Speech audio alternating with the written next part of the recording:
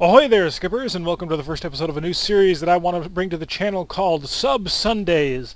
I happen to be a fairly big fan of submarine games, well, specifically Silent Hunter 3 and 4, the mods Grey Wolves Extended and Trigger Maru. But recently a game came out called Cold Waters, and this is going to be a Cold War era sub simulation. You know, modern subs, Hunt for Red October style, something that really does appeal to me. Now, Cold Waters is actually sort of the spiritual successor to a game called Dangerous Waters, and Dangerous Waters was like a proper sub-sim for the Cold War era. Cold Waters tries to sort of meet up to the experience that you'll get playing Dangerous Waters, but it's not quite on that technical level. It's a sort of game we call a sim-light game. If you're used to flight simulators like DCS or Falcon 4 BMS, the sim-light version of that is a game called Strike Fighters. If you're a huge racing fan and you play games like iRacing, the sim-light version of that would be a game like Grid. And so if you've got super hardcore sims like Dangerous Waters, 688 Attack Boat, Silent Hunters 3 and 4, those are the hardcore sims. Cold Waters is a sim-light version. It'll give you the experience of what's going on, but it's not going to bog you down in all the technicality. Now, I'm a fan of both styles of games. I play DCS and Falcon 4 BMS, but I also at times love to play Strike Fighters just because it's a nice, quick, easy way to kill some time. And I've never actually played Dangerous Waters, so I wasn't quite sure what to expect and get into, but when I started playing Cold Waters, I was having a lot of fun, and it reminded me a lot of the Starfleet Command series that we've been doing. The campaign is a fully dynamic campaign. There's two of them right now, consisting of a 1968 and 1984 United States campaign. It takes place in a big open sandbox map of the North Atlantic, and you go around attempting to accomplish missions, and what you do will affect the war around you. When you actually get into a fight with somebody, it switches to a 3D map where you control your submarine directly and can get into combat. So I think it kind of matches with the way that the channel handles most games so far. It's a similar style, and also it lets me finally sort of branch out a little bit. So we're going to start a new series. Every Sunday we're going to have another episode of Cold Waters up. We're going to do a dynamic campaign, and let's sort of get here. We're going to do the North Atlantic 1968 campaign. The reason for this is, well, as much as I would love to jump into 1984 because there's different submarines available to you at the time, and 1984 has the 688, the Los Angeles class, which is really cool. And if you've ever watched Hunt for Red October, my favorite scene is just the scene where Jonesy goes, "Way to go, Dallas," as it takes over the torpedo. But anyway, I'm digressing. I want to start in 1968 because that's when the technology is kind of crappier. Our torpedoes are not great. We have a Mark 16 torpedo, which only pretty much runs on the surface. It goes really fast, but it's got no guidance at all. And we have a Mark 37 torpedo, which is like an electric torpedo, but it's very, very slow. And while it is guided, it's kind of difficult to work with. The 1984 campaign is going to introduce much, much better torpedoes. The Mark 84, which is fast, accurate, long-ranged, and is seeking. And I want to kind of upgrade when we move to the next campaign. I don't want to feel like I'm suddenly making the game harder on myself. We're going to start hard, and then we're going to get a little bit easier after that. Also, in 1968, planes aren't as much of a threat as they are in the 84 campaign, and even better, the United States, our stealth technology and our sensor technology for submarines is better. We're quieter, and we can hear better than our Soviet counterparts, so that'll give us an advantage sort of sneaking up on the enemy. Our weapons aren't as good, so that'll require us to get in a little bit closer, but I kind of think that it'll make us a little bit more survivable. So, let's start the 1968 campaign. In 1968, overnight, the Soviet Union invades Czechoslovakia with 250,000 troops and 2,000 tanks to crush the reformist government there. Seeing the complete lack of response by an America bound down by fighting Soviet-backed forces in Vietnam, an emboldened Brezhnev regime decides the time is ripe to increase the sphere of communist influence in Europe. Their target? West Germany. Soviet naval forces still rely on relatively obsolete surface warships, but cruise missile submarines are still a threat to NATO convoys. And we will call this Sub Sunday because that's what we're going to do. I started sort of a base campaign to sort of get used to playing the game, and now I think I've got a good idea on things. And what's more is I finally decided to actually pull the trigger on this series because just yesterday, I think it's Saturday, it may have been Friday, but I'm pretty sure it was Saturday, they released the 1.01 beta patch, which fixed a whole bunch of bugs that sort of cropped up during release. So let's start here. So we have a choice of 3 different kinds of submarines. the Sturgeon class, the Permit class, and the Skipjack class. Now, Skipjacks are really old boats. They're one of our earliest types of submarines that we can use. They were in service since 1959. They're okay. I mean, they are pretty fast. They travel at 33 knots underwater. They can carry the Mark 37 torpedo, which is guided, and the Mark 16, which is not. So this would be an okay ship, but I'm not super into doing a really old ship. I wanted something a little bit more capable. Now, now we're going to go to Permit class. The Permit class, these were originally called the Thresher class. Unfortunately, the original USS Thresher ended up sinking in an underwater accident during a test dive. And so they renamed the entire class to be the Permit class because they didn't want the bad luck associated with having the Thresher as the name of the ship. This can also carry the Mark 16 and Mark 37 torpedoes. It comes into service in 1961. It's slower than the Skipjack class. It's only 28 knots instead of the 33, and the crew is 112 compared to, I think it was, 92 that the other one has. But the one we want to look at is the Sturgeon. It's even slower still. It's 25 knots. And just as a quick aside, the original Thresher had a different screw, back on the Permit class. It had a different screw design. I think it was a 5-bladed screw, and this allowed it to actually achieve higher speeds. And this thing was capable of doing, I think it was 33 knots like the Skipjack class, and it was considered a great innovation because it was bigger, it was more powerful, and it was just as fast as the smaller, not as good Skipjack class. Unfortunately, that 5-bladed screw, because of the length of it, ended up interrupting the wake of the ship, because even though we're traveling underwater, water travels over the hull and sort of spins off of us at a certain point. And the blades would cut through that wake, and it would generate all kinds of noise. And so they ended up having to replace it with a new screw design, and that made the entire class a lot slower. But we're going to pick a Sturgeon class, the 1967 mainstay. It's an attack submarine. It can make a speed of 25 knots, so most Soviet ships are actually going to probably be able to outrun us. So we've got to use a little bit better tactics to sort of get involved in it. It's got a crew of 107, and it's 89.08 meters long by 9.65 meters wide, and weighs a whopping 4,640 tons. I should say it displaces that, but I'm not going to get too technical, partly because I can't back up being too technical. So, in service since 1967, this class forms the backbone of the U.S. attack submarines during the Cold War until the mid-'80s. Stealthy, maneuverable, and with an excellent sonar suite, these boats can match up to any but the very latest Soviet boats. The only drawback is that comparatively low speed. So we're going to pick, for our first campaign ever, a Sturgeon class in the 1968 campaign. Now, this is an early version. In 1984, the Sturgeon class is also available, but it has a midlife upgrade, which gives it things like a towed sonar array. So, to Commander Turek from Syncland Fleet, or from Cobsomland Info Syncland Fleet. Subject, new command assignment. Effective immediately, you are hereby assigned command of the Sturgeon class submarine, the USS Sunfish, SSN 649. Congratulations and good luck on your new command. So yeah, this is the Sunfish now. So let's get out there.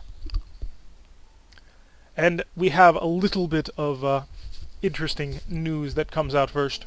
World news. Red oppression. Forces of the Warsaw Pact, led by the Soviet Union, invaded Czechoslovakia today with 250,000 troops supported by some 2,000 tanks, brutally suppressing the reformist movement there. The United States has stated that NATO will not intervene on behalf of the Prague Spring, effectively giving the USSR a free hand to do as it pleases. Analysts believe this attitude stems from heavy American involvement in Vietnam and President Johnson's reluctance to jeopardize the impending SALT talks. A6 intruders, woo! World news, rolling thunder. Recent heavy air raids by the U.S. in Vietnam reiterates the current administration's desire to show strong resolve in the Vietnam conflict on behalf of South Vietnam, said Secretary of Defense McNamara. Meanwhile, anti-war protests continue to grow, leading some analysts to believe the United States may be seeking a way out of the conflict. SALT talks continue. President Johnson and Premier Brezhnev met today in order to settle the new Strategic Arms Limitation Treaty, which would see many older weapons scrapped. Analysts, however, believe older weapons will be scrapped in favor of procuring newer, more effective weapons. Brezhnev strikes back. At the recent Congress of the Polish United Workers' Party last week, Soviet Premier Brezhnev stated that when forces that are hostile to socialism try to turn the development of some socialist country towards capitalism, it becomes not only a problem of the country concerned, but a common problem and concern of all socialist countries. When he went on to throw thinly veiled accusations at West Germany for supporting reformist movements within the socialist bloc. A Pentagon spokesperson revealed that NATO was aware of what amounted to a huge mobilization of pact forces along the East German border, partaking in what appeared to be a snap exercise. Meanwhile, the United States remains fully committed to the conflict in Southeast Asia. Brezhnev strikes again. Crack Soviet units, supported by massive rocket barrages, smashed through the German border today in a surprise attack that appears to involve both armored units and airborne assaults behind NATO lines. Although prepared for battle, NATO has been caught off guard and is on the retreat. The White House announced a state of war now exists between the US and USSR, and resolved to support the NATO allies, whatever the cost may be. A Pentagon spokesperson said that although supply convoys would reach Europe within the week, until then, NATO units will just have to hold the line. And that brings us to us, USS Sunfish, SSN 649, docked at Holy Loch, in Scotland, I believe. From Cobsam Land to USS Sunfish, SSN 649, info, Sinkland Fleet. Subject, mission orders, top secret. And then encryption. 5th of December, 1968, 1700 hours. Tactical situation. Recent recon over flights show a large force of enemy landing ships and surface combatants preparing to sail within 3 days. Naval Ops believes that they will attempt to conduct an amphibious landing at Trondheim, Norway. Bad weather prevents airstrikes, and Nav Ops is depending on you to intercept and destroy this force before a landing occurs. Locate and sink the enemy amphibious landing ships. Locate and sink any escorting vessels if possible. Avoid detection by enemy anti-submarine warship patrols. Weapons free. MCOM, maintain radio silence until otherwise directed. So let's get set and ready. We're going to go rearm repair. And I'm going to swap over 2 of my torpedoes to be Mark 37s, just in case we run into something. If we don't, well, we'll switch them to what's ever most appropriate. So, cast off, anchors away, and we are down here in Holy Loch and sailing out. Heading north, we need to get to Trondheim, which is here. The game is always running. There's no way to kind of pause this. Holding left click moves your submarine, holding right click moves it slower, but it also makes you able to hear more things and also makes you more stealthy. So we've got to get to around the Trondheim area to defend it, and we're going to go hunting for the enemy.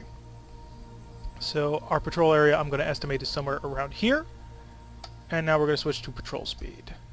Going a little bit slower, we can listen better, we can detect the enemy better, and here's a force. I'm going to run right into you.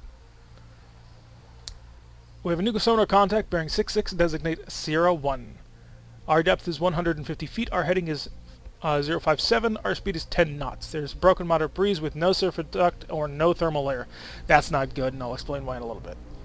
So, all hands, man your battle stations. Oh, that's why. Conditions, the seafloor is at 400 feet, that's not good. We are a bit close to the ground. Serial contact lost on 94 and 80. 2 contacts to our starboard. So let us slow down just a little bit. Ahead 1/3, that brings us down to 5 knots. Bring up the signature, no targets. So we're going to begin a gentle starboard turn. Now, surface duct would be sort of, and the thermal layer. So the thermal layer is the difference of temperature, is the major difference in temperature between sort of the warmer upper seawater and the colder lower seawater. And that difference in temperature forms the surface duct, which is an area of the water that is warmer up above, and sound does not cross that thermal layer all that well. Submarine combat, the main sort of way that we detect each other is by listening through the water. So because there's no thermal duct here, that could be a little bit difficult. Not everybody's going to be detecting everybody, and if I'm not wrong, and I don't think I am. Oh, we got people pinging. Tab map. Yeah. New contact. Designate Sierra 2. So contact designates Sierra 2, and now we're going to go through our signatures page over here and try and find what matches up. And that's not quite it, because I see an additional line. No. Now what I'm doing is I'm trying to match up the lines from above and below. The top is our signature library. It's things that we know. That's what you are. You are a Riga FF, and you are mighty close to me. So Aweigh FF is a frigate. It's designed to find and kill us, and he is pinging away towards us. We're going to quickly see if we can't identify Sierra 3. Sierra 3 is an Alligator LST. That's our primary target. The Riga is a secondary target. It's the escort. And so now there is another submarine out there, or another ship out there that's pinging away. We haven't found it yet, though. So the Alligator is bearing 081. We are at 102. So we will zero out the rudder here. The Riga is bearing 097, so they're both sort of off to our left a little bit. This map is a little bit confusing at times. So we're going this way, and they're off to our port. There's another contact out there who's pinging away. And we're going to try and get him. So we're trying to generate a firing solution on this Riga, and I'm positive it's a Riga. Almost positive. I am no longer positive it's a Riga at all. Wait, no, what? Yeah, that's what I want. You're a Riga. So our range is about 12,000 yards, which is starting to get a little bit closer than I want it to be. I would like to have a good firing solution before we get anywhere near this guy. I would like to know where he is before we get anywhere near this guy. I don't hear any planes, and if you literally listen for planes, it'll help. Because planes have what's called a magnetic anomaly detector, which detects the hull of our submarine under the water. I think it's up to a depth of like 500 feet, and they can drop torpedoes from pretty much any direction, and it sucks. So if there's no enemy planes, we're in okay shape. Aweigh is going to be kind of difficult to kill, though, because it is sort of meant to kill us, I think. New contact, Sierra 4. Sierra 4 is way back here. And it doesn't match the profile of the Riga. It's another Alligator LST.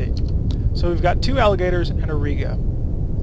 So part of me is tempted to run straight north and get around this Riga. But if I kill him, we've got a 42% firing solution on this guy. We won't be able to see him until, I think it's like 95% is when we can start seeing him, and we lose him at 85%. So we've got three contacts clustered. I'm assuming there's a fourth contact out there. It's got to be the person who's pinging. So we're going to rig for ultra quiet and be as absolutely quiet as we can right now.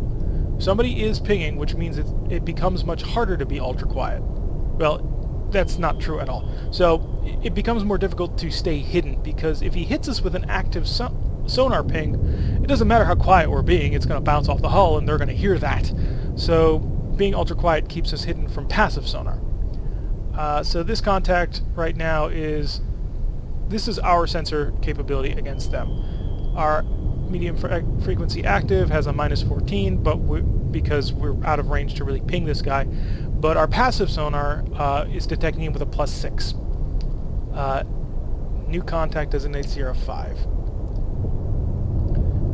And now we're going to find you. Are you a Riga again? No, you're not. You are that, I think. You match a lot of the lines for that, which makes me think that you are a Sver Deval light cruiser. No, I got new tracks coming up. Yeah, I think that's a new track.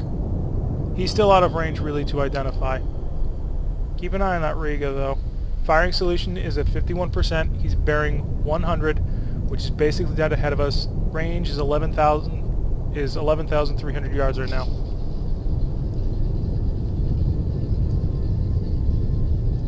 Don't have him quite yet. Sierra 1 just came back. Oh boy. Sierra 1 contact is...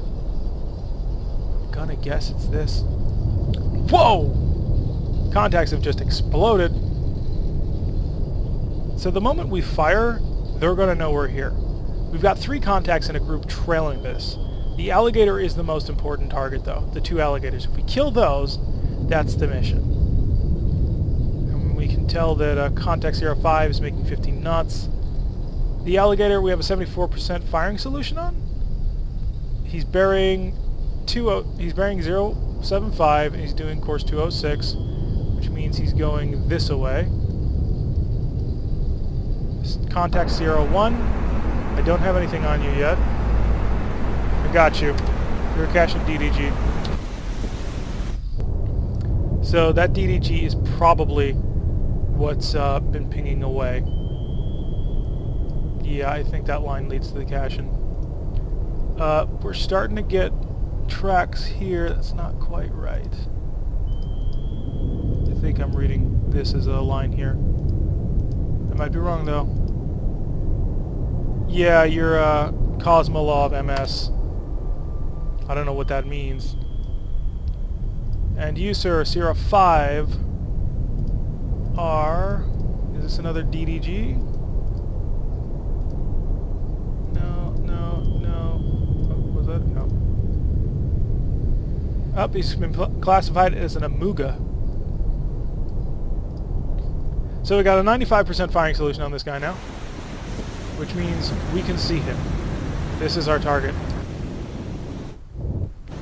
If you don't have a proper firing solution, you can't see enemy targets, and this will just be invisible. So we have good firing solutions on these 3 targets, and so the 3D map now shows them. I like this. This is actually an option. You can shut this off and make it so you can see all targets, but I really like the way that they're doing this because it keeps sort of like the realism of us being underwater and not quite being able to tell where everything is, but at the same time we also get the advantage of having all the eye candy and awesomeness.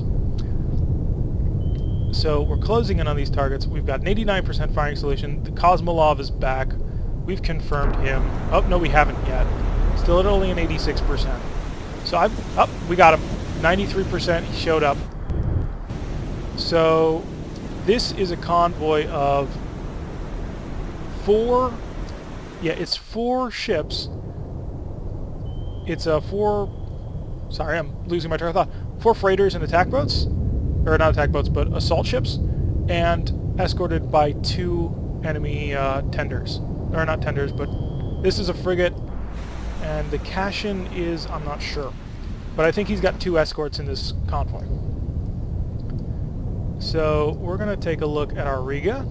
68%. I think we can speed up a little bit. We're going to go ahead 2/3, which will bring us up to 10 knots. We want to get a little bit closer to this target. We've lost the alligator just a bit. We've only got a 68% firing solution on this guy. What I want to do is unload. We lost the Cashin. He's at the trailing group.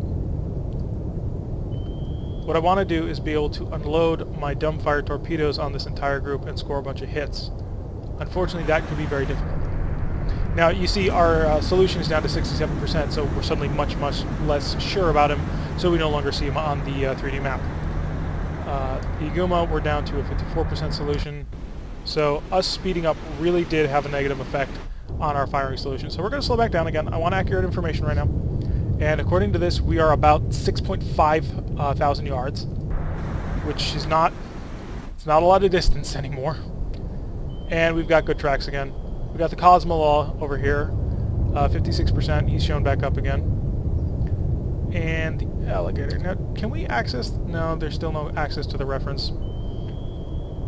That's one of the things that needs to change. There's a ship reference that is that's outside in the main menu, but we can't access it while we're in this 3D environment. There's also no pause button, so that we can like pause and look over what we're about to attack. 43% accuracy, 71% accuracy. Come on, give me that alligator again.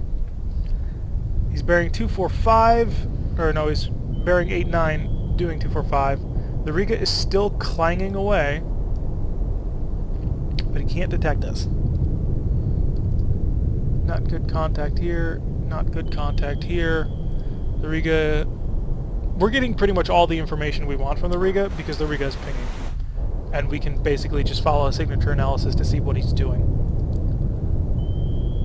So we've got to come up bubble just a little bit. Our Mark 17 torpedoes can only be fired in at less than 100 feet. So we're at 144 right now down here, and we're not going to be able to fire these torpedoes when we get into range. They only run on the surface, so they're only effective against surface units, but they are quite fast, and they are quite powerful. They are some of the biggest torpedoes we can get, so gigantic warheads. Which means if we hit one of these guys, they're probably going to die. The trick, of course, is going to be to hit one of these guys. Now, I don't think that these three ships have any kind of sonar. I think that's just going to be the Cashin and the Riga. And we're going to level off the planes, and we're going to cut ballast. We're going to go negative ballast just a little bit. I want to stay at about 99 feet is good with me. And do I have good solutions yet? I'm trying to gain a passive firing solution on this guy, which is a little bit more difficult than it might sound. Contact with Cashin's been re-established. He's back here. We still don't have anything on it. I'm not going to ping you. I refuse to make that mistake and ping you. And just so I can confirm that I am right, this is the alligator. It might not be an alligator, because we're missing this track. But we might just need to get closer for that. Oh crap, the Cashin's a lot closer than we thought. We've got a 13% accuracy here. The Cashin is a warship, so she's pinging. So here's my plan. Do I have a good solution on the Aguma? We do not. Because it's not an Aguma. No, we just gotta scroll through here a bit.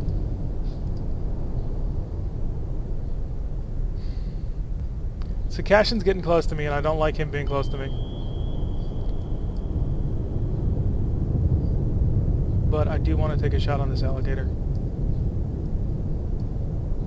Tubes 1 and 2. Okay, so this range is 6,000 yards. Tube 1. Tube 2. Back to us. Down bubble. We're going to go deep. So these torpedo tubes, these torpedoes, the Mark 16s, are launched with... Mark 37 with you. They're launched with compressed air, so when we fire them, it makes a bang, which, as you might imagine, is not great. Got to be careful not to beach ourselves on the 400-foot ground. Level off. Up on ballast. So those torpedoes make a lot of noise. So we're also going to go left 10. Now this is a little bit dangerous because I'm going to be showing my side to him. And I don't want to show my side to the enemy, because if he's pinging away with active sonar, he becomes much more effective if he can see my sides rather than my bow, because it's a smaller target. So we're going to hit 300 feet and we're going to level off the ballast as well. So passing 300 feet, we're going to go straight north, so we're going to turn to course 000. I have solutions on another ship. So I'm going to get up around here, then over here, then back and sort of come at them from the side.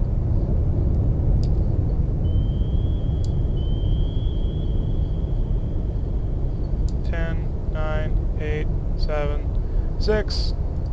Signature. Now if you're a Cashin, you're still not detecting me. If these numbers hit 10, we're going to get detected, which is bad. And the Riga is also at huge negative numbers. So we're plugging away, and we're looking at the Cashin right now. So we're plugging away at 10 knots, so not the fastest we can do, not by a long shot.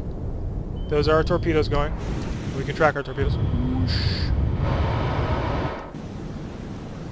We are reloaded, and I'm assuming that's our alligator. If they stay on just the course that they're doing, these will hit. If they break off, they will not. Because those torpedoes have no homing capability whatsoever. They just run to the end of their run, and then they keep going. So we may be bombing the coast if we miss. But I'm hoping hitting them with those torpedoes will kill them. Now, if I were playing Silent Hunter, you get a lot more options for the way in which you use dumbfire torpedoes. Like, you can set in a whole spread command. That'll automatically set them up as 5-degree increments of spread, and you'll launch them out and they'll go on their gyro angles, and you can change sort of what kind of pistol they're using. That's the detonator, if it's a magnetic one or if it's a oh, we may not hit anything. I think we may have missed. Unless he is going faster than my mind is telling me he is. Okay, we have a good solution on the Cashin. If we want to engage him, we can actually do that. I don't want to engage him. He's the least important thing on my mind right now. Because he's I guess a destroyer? I'm not 100% sure actually what the heck a Cashin is. Okay, alligator's turning. So yeah, those torpedoes, they're not going to hit anything. Because according to my track, the alligator has made a turn. So these are just going to drift into nowhere. We are passing just along the side of the formation though now. So our re-attack is going to be quite interesting. How is the surface conditions? The floor of the sea can change. It'll go up and down. So if we're not paying too much attention, we might run aground and everybody would hear that. So we're going to turn and come to 90 degrees.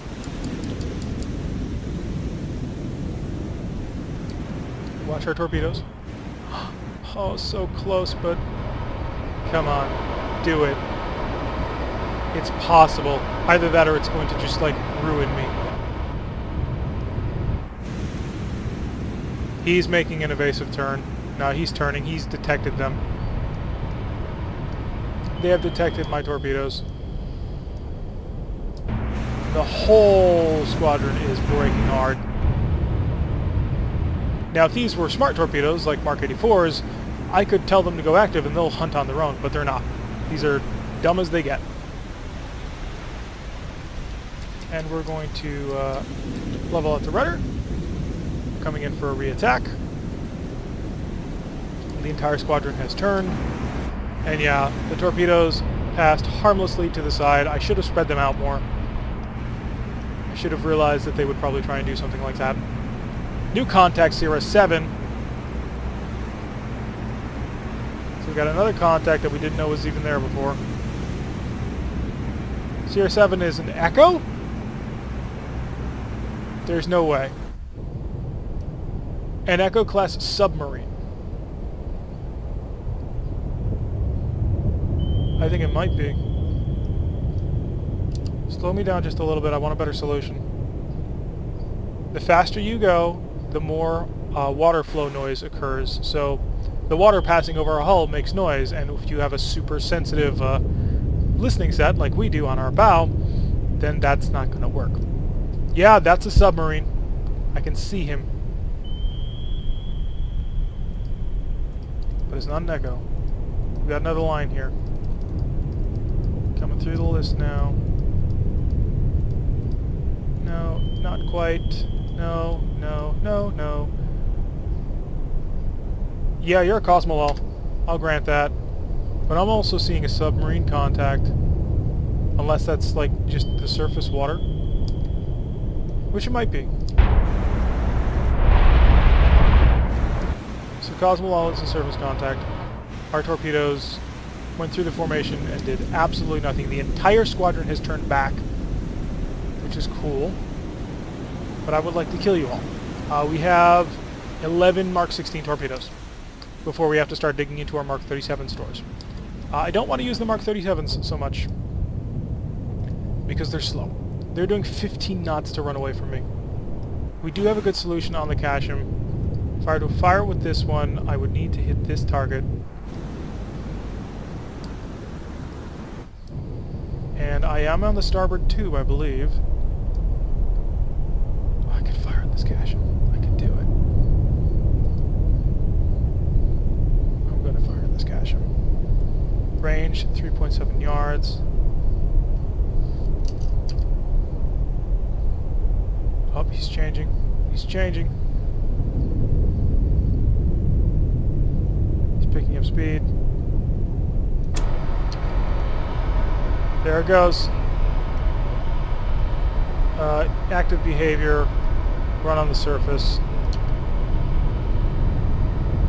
When it gets to the end of its run, because we're probably going to break a wire. Yep, we broke the wire. So, torpedoes like this are actually wire guided. They have a wire that connects us to the torpedo itself. However, You can break that wire in several ways. One is traveling too fast, another is being sort of too far off angle. And so this guy he's really not doing much in speed. So if I can hit this cache, that would be great. I mean, I don't expect I will be. He's traveling slow, he's listening for me. If he were to ping, he still wouldn't quite pick me up. But he's definitely listening for me. And now he's pinging. But we're not in a great angle for him to detect us. That torpedo, however, what's your active point? I can't see anymore, I don't think.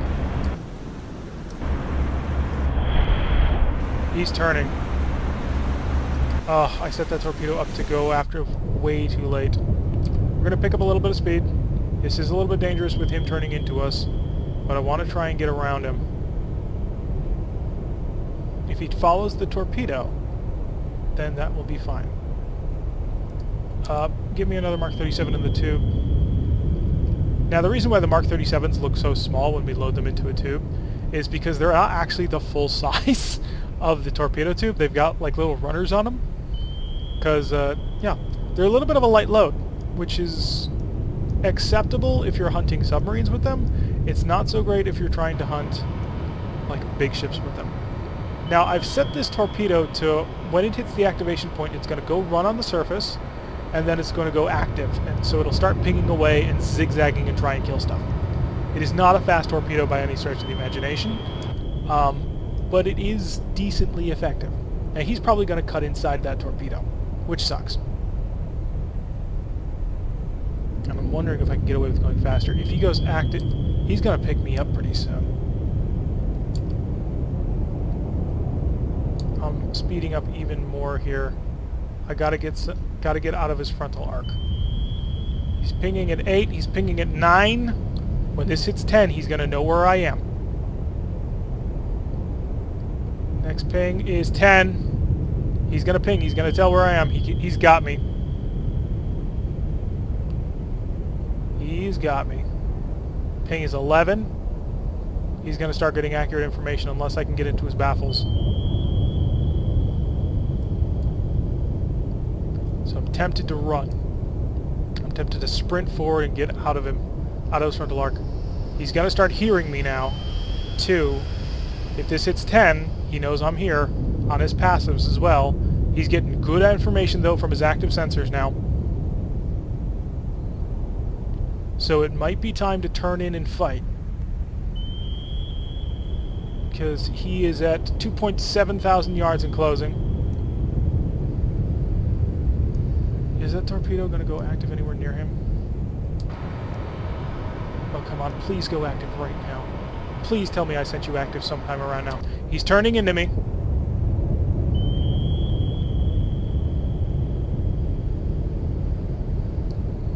Okay, we don't have a whole heck of a lot of maneuvering ability. And I'm kind of begging this torpedo to be active right now. We're being pinged. He's got us.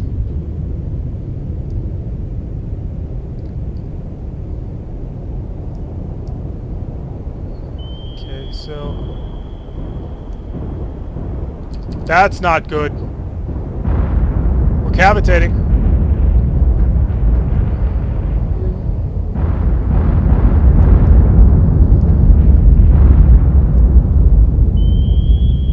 So those are depth charges. They suck. I'm going to turn into you right now. So we did give him a peek of exactly where we are right now. But I do have great firing solutions on him. So here's what we're going to do. This is a little bit ballsy and a little bit dangerous, and I'm not sure I can pull this off. We're cavitating. Cavitating means that we're generating air bubbles, really loud air bubbles. I'm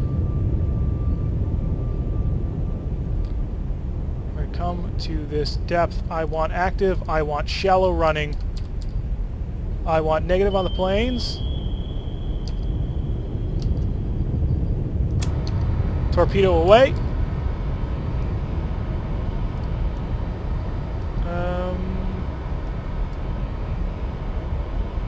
F3 torpedo. Now, he's on a wire, so we can control him. Other F3 torpedo. Oh, I have to take him active. So we are rudder there. And we're going to go torpedo active.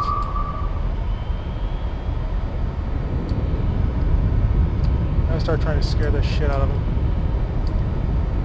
You now have a torpedo heading your way, Fun. So this torpedo is not going to be able to catch this. Like, I think he's doing way too fast for me to actually get a good hit on him. He's doing 31 knots. There's no way this torpedo tracks 31 knots.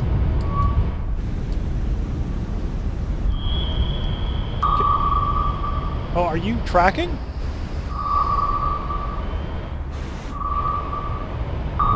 It's tracking.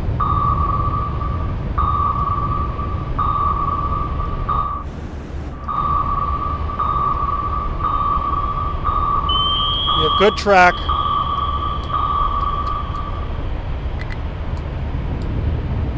No, we broke the wire. Shit. And now it's heading back towards us.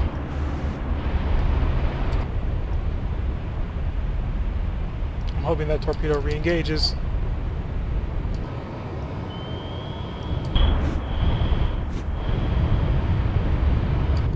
Really? You don't have a good read on that? You are right behind him. He's a huge target. So we've picked up, we're now chasing the destroyer. Oh god. We also have to be aware of our own torpedo, because that torpedo can kill him. Or that torpedo can kill us. So as much as I want to pop up and hit him right now, I can't. We're in 15 knots. We can't do any faster than this without cavitating, which is not good. He's doing 31 knots to get the hell away.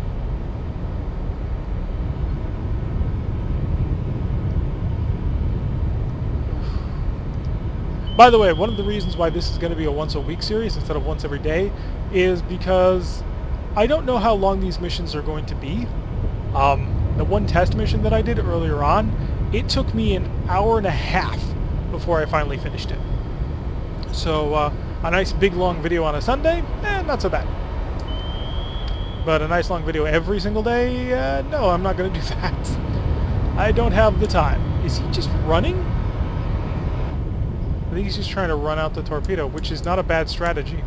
If I had manually taken control of that torpedo and told it to make a port turn, and I really wanted to, I wanted to press the button, but I was like, no, the targeting system obviously knows what it's doing.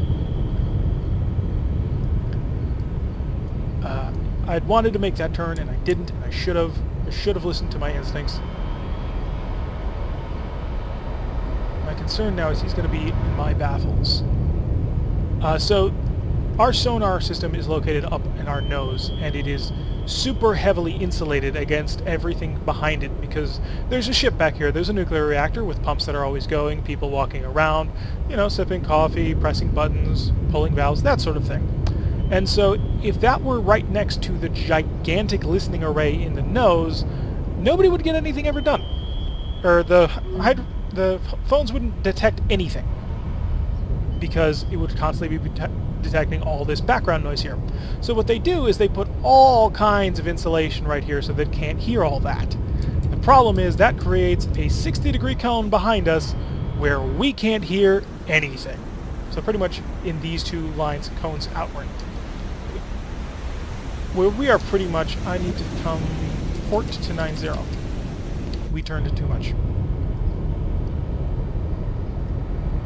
So it creates a cone where pretty much you can't hear anything behind you. And so putting this Cashin behind us, it makes me nervous. Cashin's been reestablished. Is he still sprinting? He is still sprinting the heck out of here. So we're going to reload another Mark 37. We're going to start to come out of this banking turn and level out there. And I want to go faster, but we'll start cavitating if we do. So we are at a depth where cavitation is a problem. Lost the Riga, bearing 127. We're traveling quite fast, that's why. Head 2/3. We're going to drift down a little bit, see if we can't get a reacquire on everything.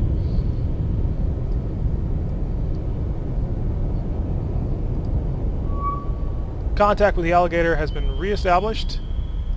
They're sprinting. At least I assume they're sprinting. I would be sprinting.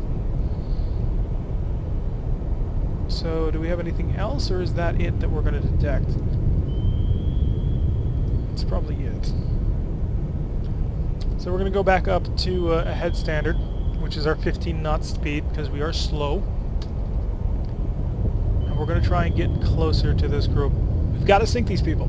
If they land in Trondheim, and if they take the position, if there's any SOSUS nets linked to Trondheim, we'll lose that on the strategic map.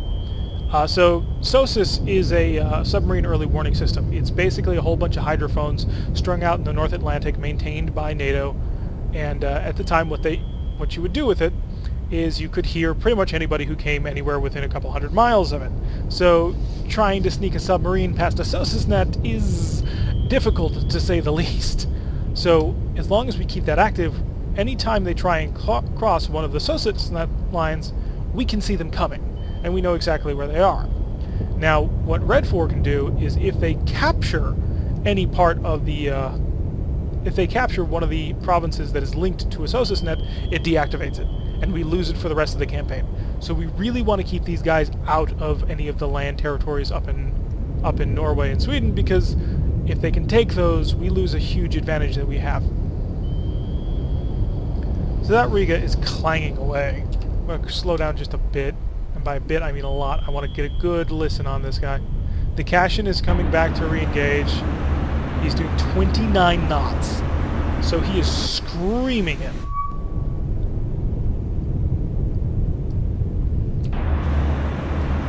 We don't have a good firing solution on him yet, but he is turning. He cannot hear us.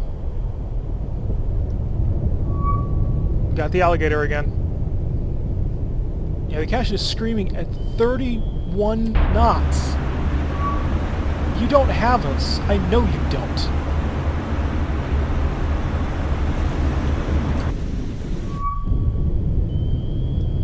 We got the Cosmolol, we've got an Alligator. The Riga is -12, -18. The Cashin is -10, -32. This is our detection ratings for them. So they don't have a clue. Not that he would have a clue anyway. Even if he started pinging us, he's moving too fast to detect us. How's our solution going on this Riga? Just want to double check, because occasionally you may find out that it's not what you thought it was. Like, it almost looks like a foxtrot, but it's not quite. Show me the Riga. It's got to be Riga. I'm almost positive it's Riga. I think I see a developing line for that above 1600 range. So when you correctly identify one of these ships here in this panel, it gives your crew a bonus to try and get a good firing solution on them. If you select the wrong one, it gives you a malus. So it's a little bit of a gamble. I'm so tempted to lob a Mark 16 your way.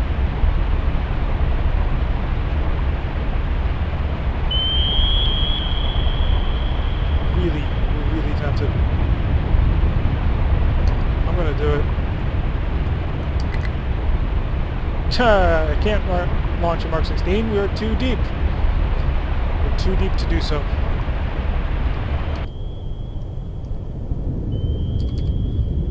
We're gonna go back up to standard maneuvering. I want to catch up to these guys.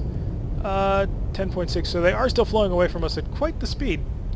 I may have to deal with these guys before I go after the transports, though, which would be difficult.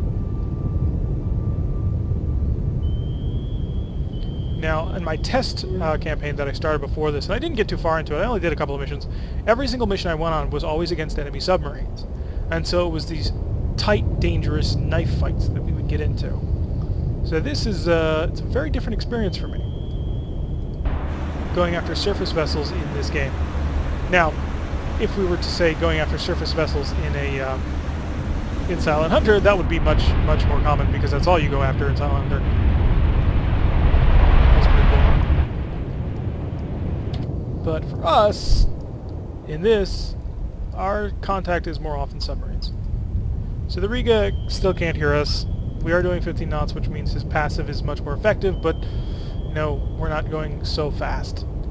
And we do have pretty quiet screws. We still haven't gotten a good solution on him. It's only 36%. The Cashin, on the other hand, who's just blasting through. He's doing 36 knots now. Like, where are you going?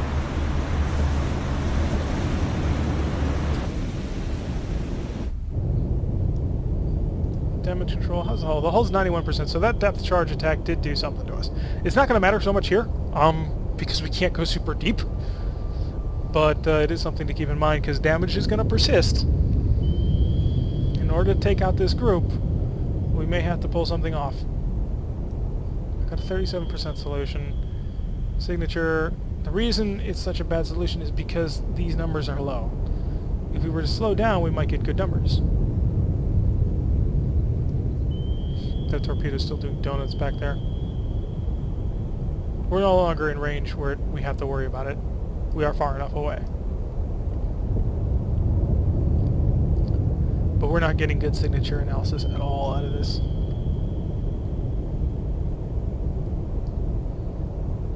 But I do want to slow down. We're going to slow down to 1/3.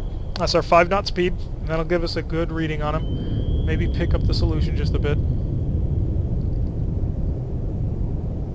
I want to know more about you. I want to know where you are.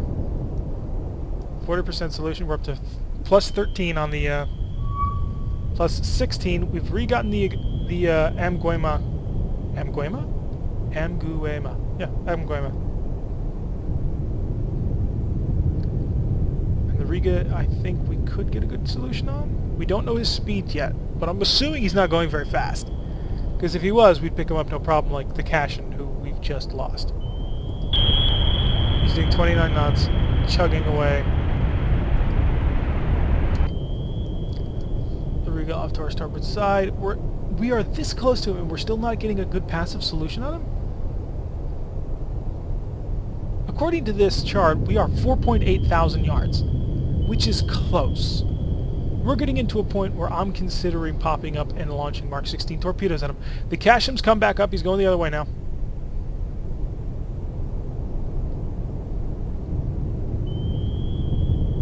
Are we seriously only detecting the Riga on because he's pinging?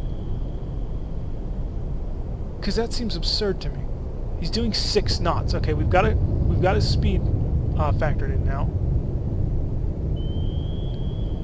His active is starting to get more effective. 8.5.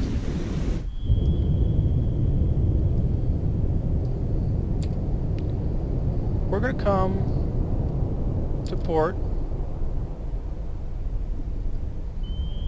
We're going to speed up. We're going to watch you. I want to get away from you. So we're going to do direct 90, and we're going to do a head standard maneuvering. So the Riga's passive is now -5, his active is 0, so if we get much closer to him, he's going to detect us. The Cashin is doing 29 knots still, so I'm not concerned at all about him. But the Riga is a problem. Okay, he's now gone +1 active. We're in a bad place right now. We have a 43% firing solution on the Riga.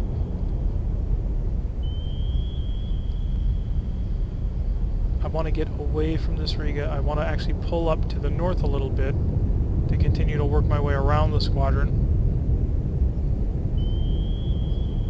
But we're getting closer to him.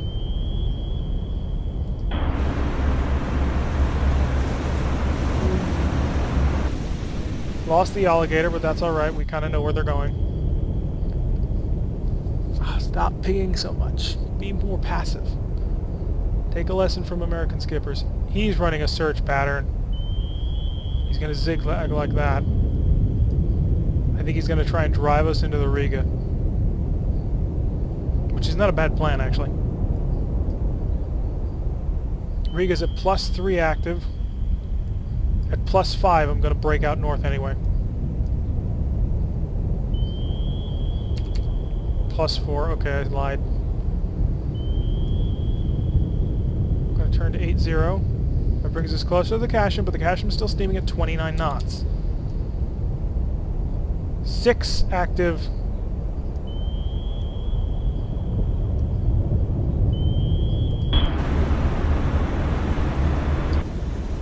Come on, give me a solution. Let me shoot. I would go faster, but we'd be cavitating. And cavitating breaks all the rules. The moment you start cavitating, everyone knows where you are. Okay, Casham's beginning his turn. He's getting ready for his fast run. Riga is at 7 active.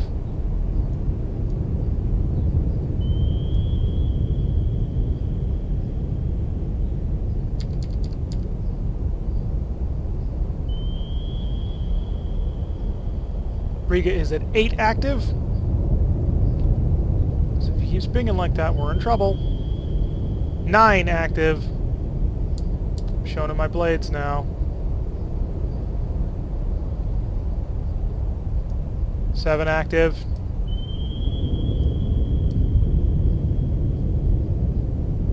Check the Casham. She's doing 33 knots, maintaining good heading. Select Mark 16s. We're going to give him 2 shots with the Mark 16s. So we're going up. We got to slow down. The higher you go, the more chance you have to cavitate. And cavitation begins... I just actually watched a video. Jive Turkey. I think he's like actually somehow related to submarines. Like he might have been a crew member or something like that. I'm not 100% sure. I only saw a quick clip. And he was demonstrating the 688 boat, the Los Angeles class. And he was demonstrating the cavitation on a 688 at 10 knots was 100 feet. So we're climbing. I'm going to give him 2 shots. We're going to space him a bit. We'll give him 1 to the left and 1 sort of dead on.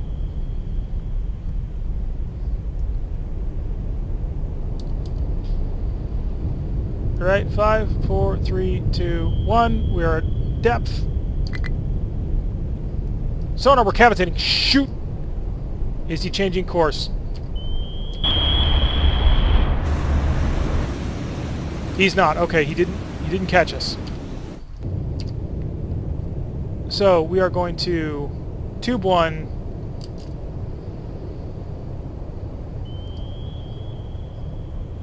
Fire. Tube 2. Fire. And now elevator going down.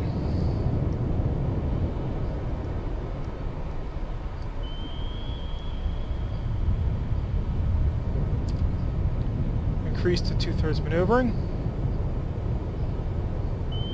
We're going to get down to 150 and pull out of this. 150. Planes to 0. How's that Riga? Riga's at 4 active, -5 passive. Get us back down to 200 feet. 0 out the ballast.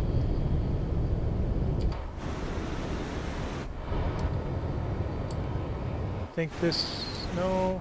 Torpedoes last for a long time. Do you think he's seen it? He's doing course 308. If this starts changing, we'll know. I have spiked this so that he can make a port turn. Oh no, that's the Riga. What's Casham doing? Course 79. I don't know, it's gonna be close. It's not gonna be close, he's gonna miss.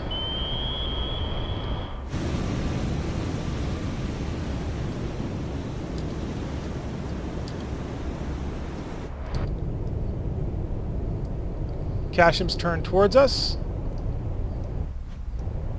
Let's give him one of these.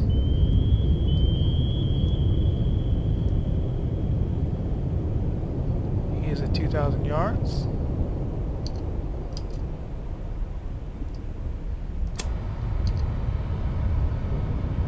Torpedo away, run surface, run active. We'll turn with the torpedo. I want to try and keep this torpedo under my control as long as possible. Crap, we lost the wire.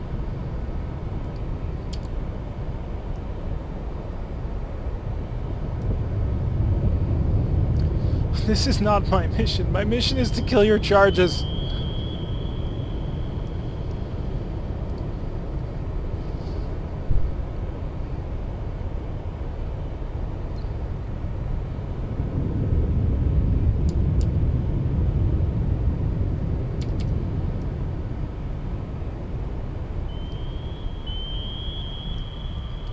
Okay, this is dangerous. I'm assuming he's just going to get to me, so we're going to start firing a lot. Pulling up. Pulling up. 180. 175. Torpedoes reloaded. 155. 140. Okay. 132. 125.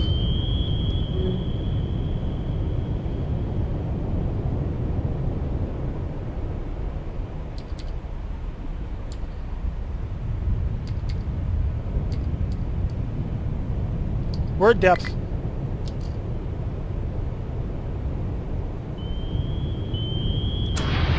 Torpedo.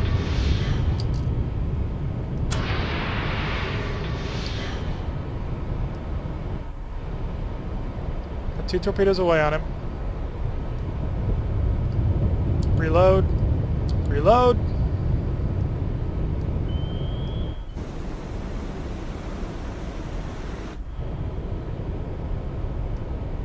Please tell me you guys are going to be it.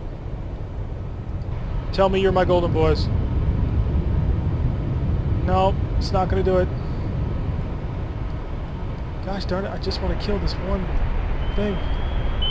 It's so much less. He's turning. He's turning. Torpedoes are in the tubes.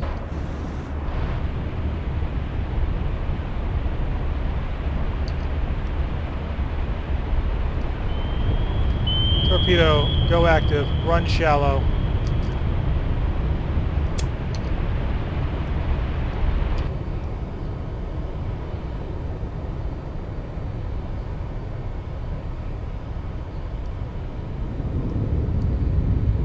So we're going to go F3. I need the torpedo that is right in front of me. This torpedo, please. Go active. We've got a lock.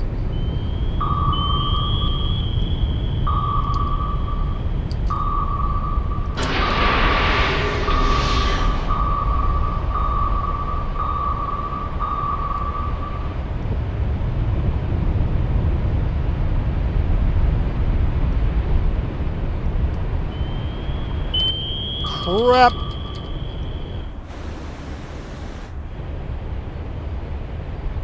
We got to get out of range for a re-attack.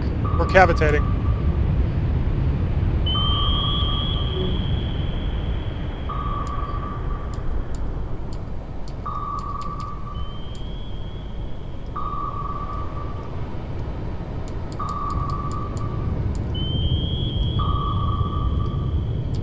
Passing 200 feet, has conditions. 355 is water depth. Gotta be careful here. Full right rudder, lost the wire, but the torpedo's on track.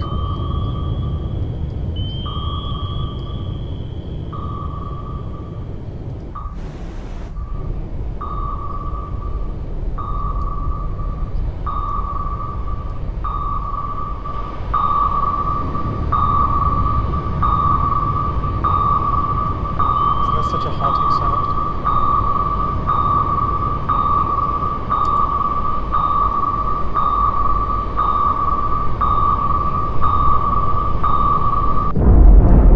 a hit!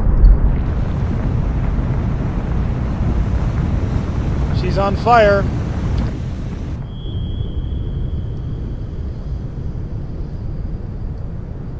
Select tube 1.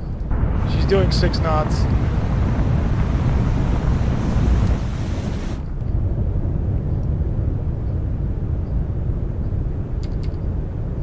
How many stores we got left? We're down to 7 torpedoes. Well, 7 of the Mark 16s. Okay, going for the roof.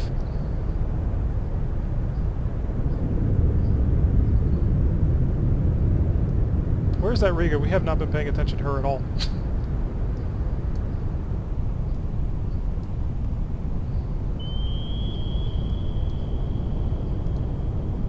We've got a good firing solution on her as well. She's doing 25 knots.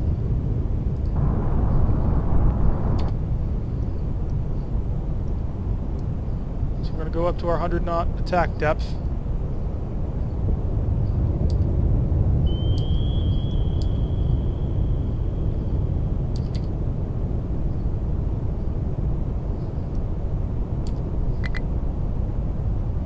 We are cavitating.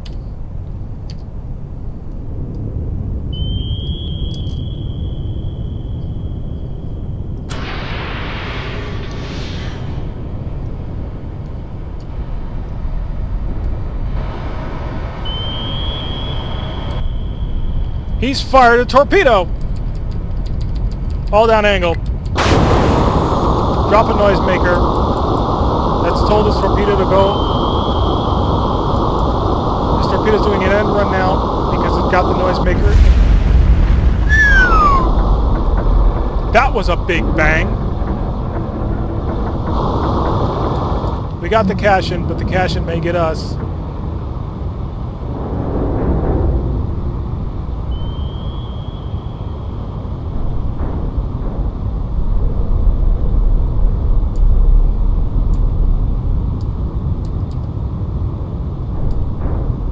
Head full.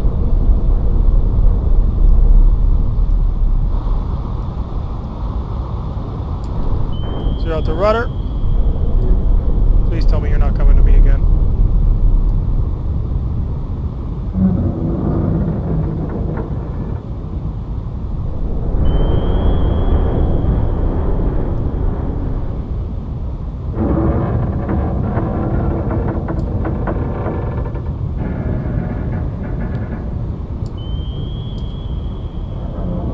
Drop our cavitation.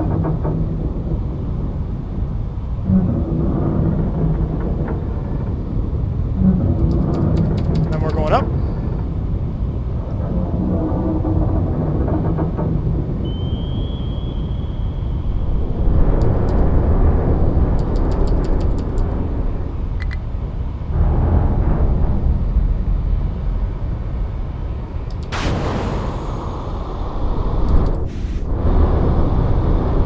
Oh boy! All down angle, all down angle.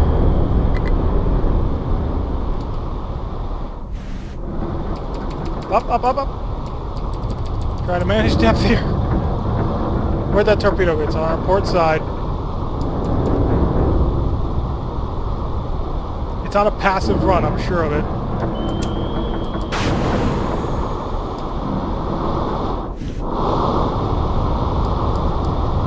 Dear God!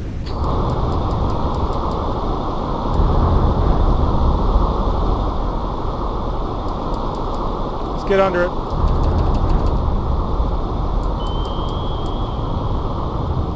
Here's the thing, I'm not hearing a ping, so it makes me think that it's on passive.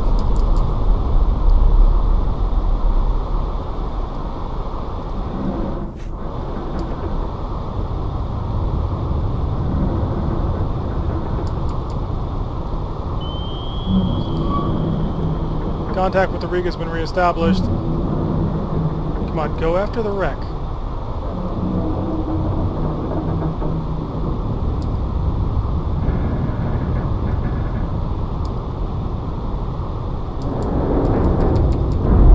It did, okay. Whew. That was a show.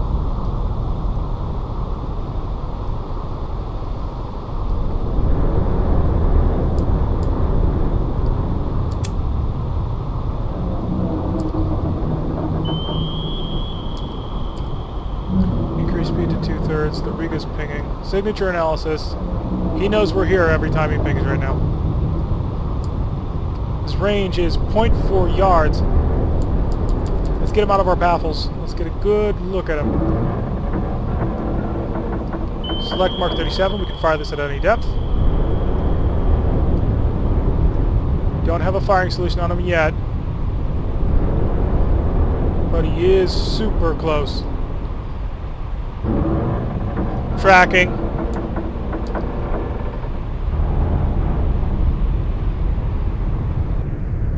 He stopped. Why did you stop? I don't understand why you would stop. He's listening. If he pings us now, he's gonna know exactly where we are. But if I can get into his... He's pinged. He knows we're here.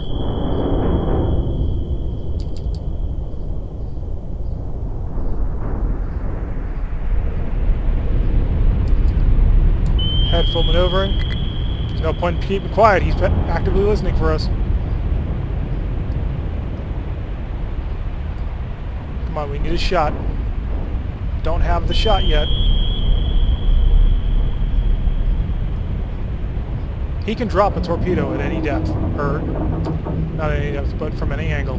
He does not need to be looking at us to do this.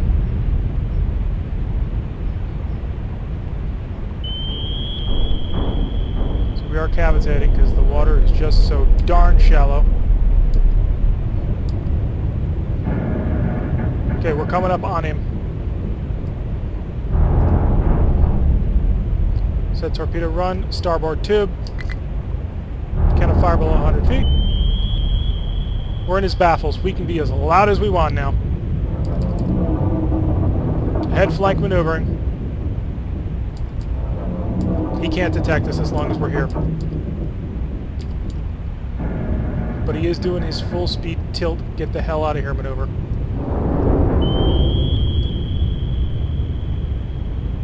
We'll get up to depth. We'll give him a torpedo. Crap, the torpedo jammed. We're traveling too fast to launch it. Slow down. I want a good launch on this guy. 15 knots is when we're firing. Torpedo away.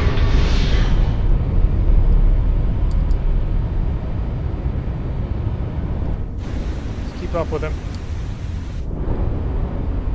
You can't hear me as long as I stay in your baffles. So you'll notice his contact is -50 active, -50 passive. He literally cannot hear me as long as I stay behind him, because I'm in his baffles.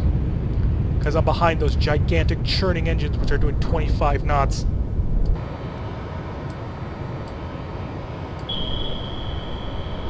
And he's turned. Make the turn with him.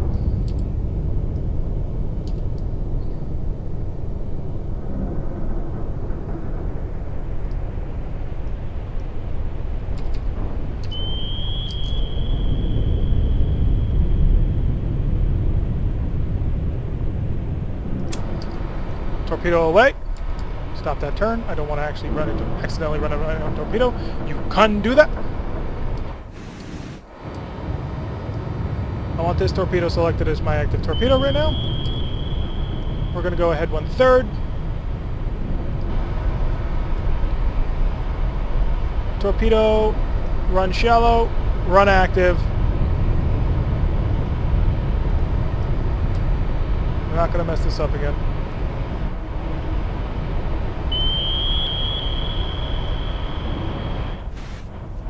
We're going to overshoot.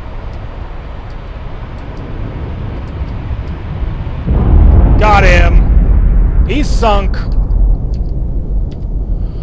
Oh boy.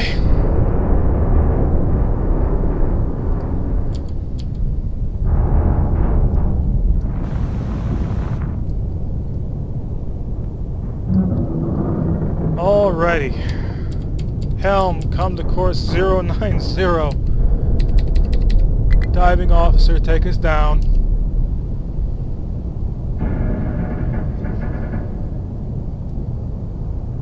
Ugh. I don't know if this is as intense for you guys as it is for me, but that was rough. Passing 100 feet. We got a convoy to catch. And we just took out their escorts. Level out the planes. Actually, no, we still need to go deeper. I want to be at 200 feet. Although, when that Mark 16 hit the cash-in, that was an amazing feeling.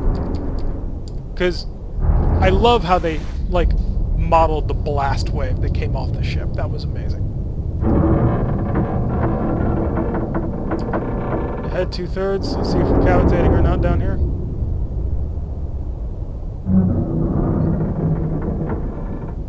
We are not. Zero out the bow planes. Bring us ahead standard maneuvering.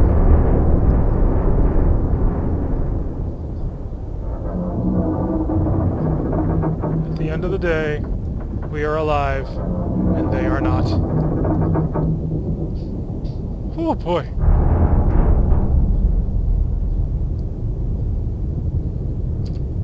Let's go ahead full.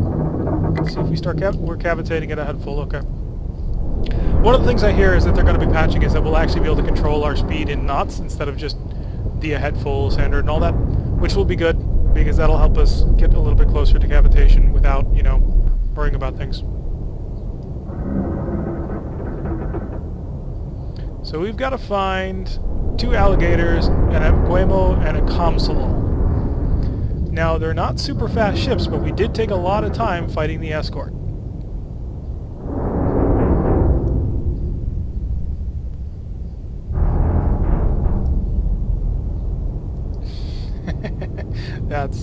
I wish I could get both of these in camera at the same time. At some point we will. As we sort of swagger away from the fight. Okay, we need to come port.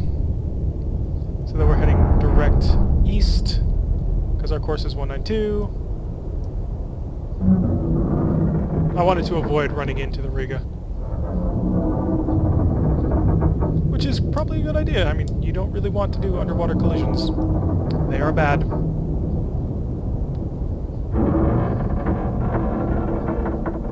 And course 090. What is this one? Oh, we're flooding. Reactor, get to work. Pump out that water.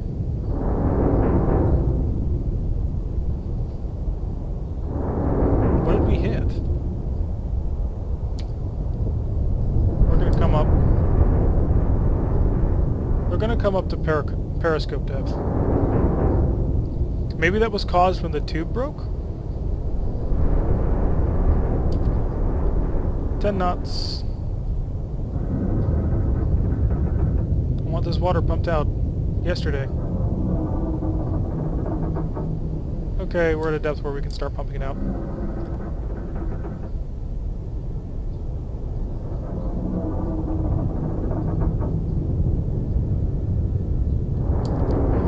Yeah, we are going to come up to periscope depth.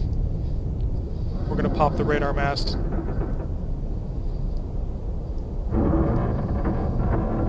So 10-degree up angle on the bow planes. Or not bow planes, sail planes. We don't have bow planes. So periscope depth is 100, or not 100, it's 50 feet. We're cavitating. So we're going to slow that down. Bow planes to 0 with positive balance rate. Ballast, not balance rate. The positive balance will continue us going up. We're still creaking and cranking.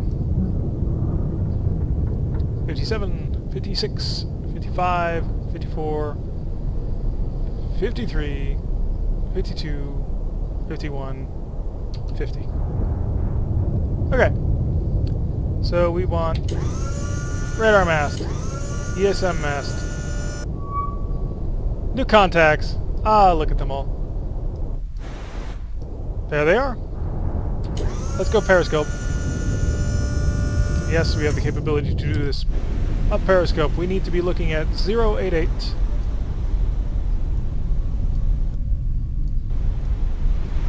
I see nothing.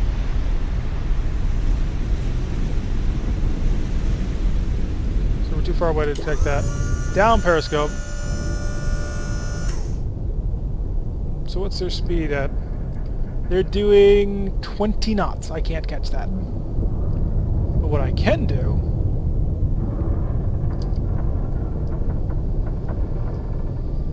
if this rate of speed is constant...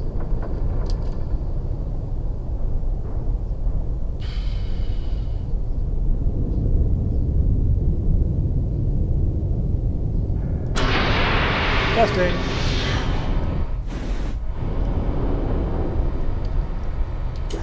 Down radar, down ESM.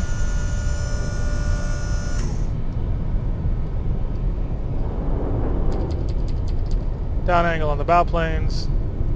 Conditions, we're going to watch this sea floor. We're going to dive to 250. Now let's get some negative ballast in there as well. If that hits the Cosmolol, I'm going to laugh.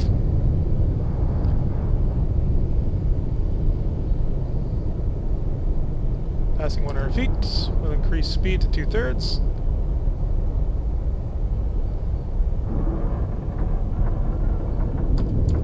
And we'll level out the planes. At 200 speed. At 200 feet we'll go full. Ahead full.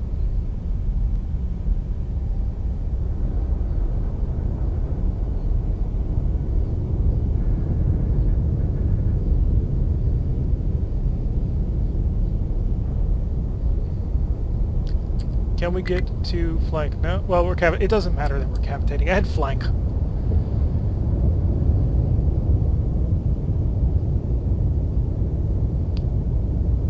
290. 300. I want to be kind of precise on that one. 304, 303, 302, 301, 300. So we are going to cavitate. I don't really see much of a point in avoiding it. These ships don't have any kind of anti-submarine warfare systems. So maximum speed is good on us. That'll make us do 25 knots. We can't put the mast up at this speed. And this deep anyway, it wouldn't matter. So now we're going to try and chase these guys down. They are our mission after all.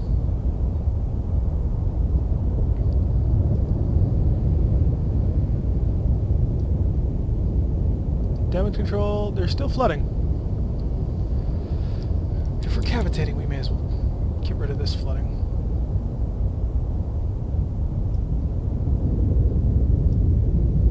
I really do want to get this all cleared out.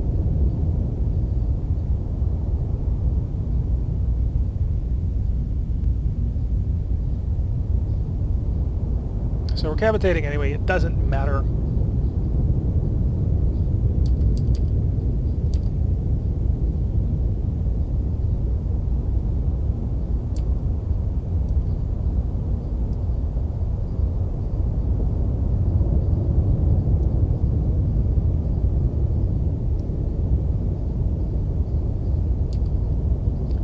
Ballast is +5. We're going to hit 50 feet and we're just going to sprint. Then we'll slow down, put up the ESM mast, then sprint. That's my plan. Or not the ESM mast, but the radar mast. Okay, flooding is pretty much under control. We're done flooding. Excellent.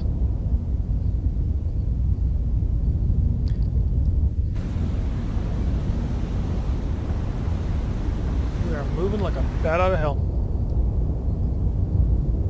52, 51, 50 feet.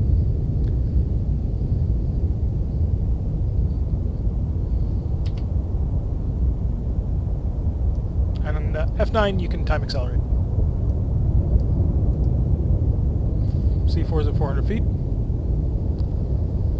run for a little bit. When we get to this line, I'm going to put up the mast again, see where the enemy is. Oh, and we're going to load a Mark 16. Because they are surface targets. And I have 3 Mark 16s and 4 Mark 37s. We're going to have to come home after this, which is not great. We should be able to stay out for several missions, but we did fight quite a bit. Okay, get a time acceleration. Head to 2/3 maneuvering. And you know what, we'll go down to 1/3. Stop the cavitation for a bit. Cavitation stopping. Speed is 12 knots, 11 knots, 10 knots. We can put up the ESM mast. Up radar mast. Okay, so they're still sprinting. Down radar mast. Maximum speed. Yes, I'm aware we are cavitating. It's the price of doing business. We're going to get together 2 more grid squares, so around here. And keep on going.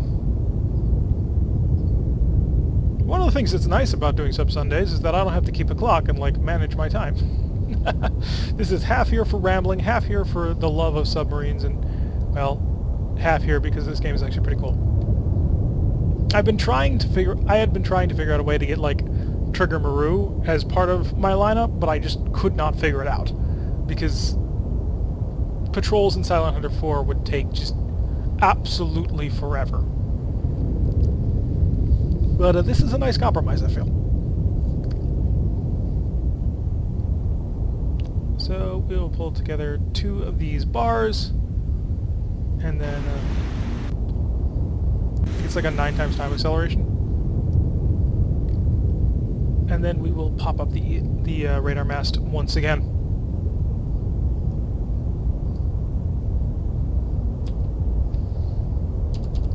So ahead 2/3.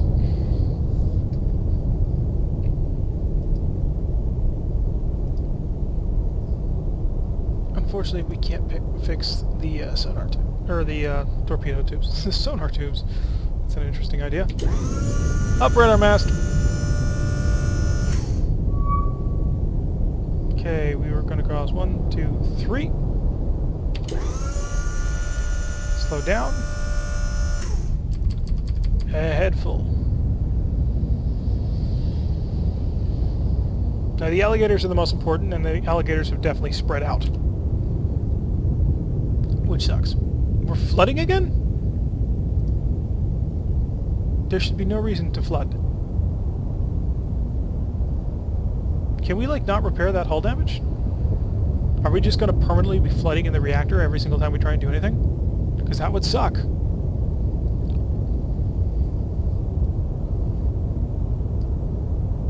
We do have to return to port anyway. We will complete this mission and we will return to port. Unfortunately, I think Lossinex, or whatever the port is in Scotland, is the only place we can actually repair and reload. See, during that fight we used only 3 noisemakers. I thought we used more. We have 20 normally. And we used a lot of Mark 37s and even more Mark 16s because they were more powerful and we wanted to bang.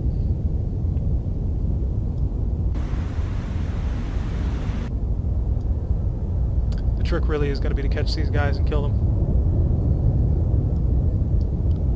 Conditions. The seafloor is coming up. It's always a little bit eerie to watch the seafloor rise.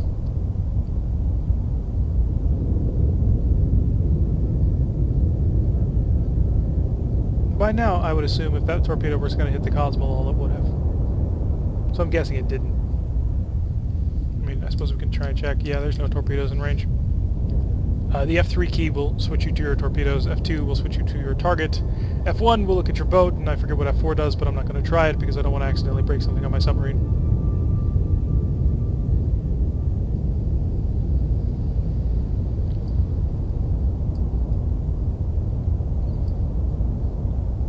So we're going to time acceleration off, head 2/3. Slow down a bit. we can't deploy the masts above 10 knots or they start to break off. And yes, they do and can break off. Up radar mast. Got 3 targets. He is 33,000. He is 15.5 thousand yards. This alligator is 26. The Cosmolol is still steaming along. Cosmolol is doing 20 knots. The alligator is doing 16. So, radar mast down. And back up to maximum power. We will catch you. You will die. They're not armed, so that's helpful.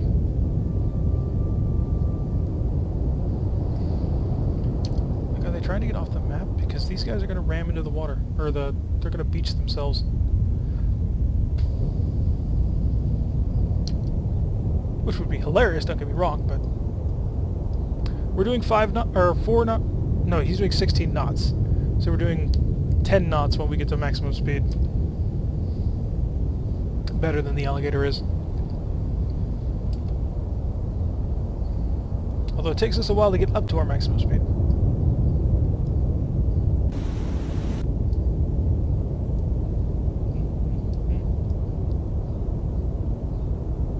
I really do kind of like the Sturgeon class. I tend to form bonds with whatever ship that I'm captaining, but something about the Sturgeon class seems pretty cool to me.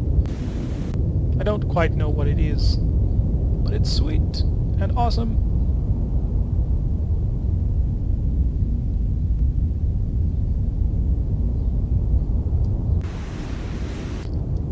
Although most of the American ships are going to look pretty much like this. They're basically cigars with a sail on top. But the Soviet boats are still kind of in that weird category.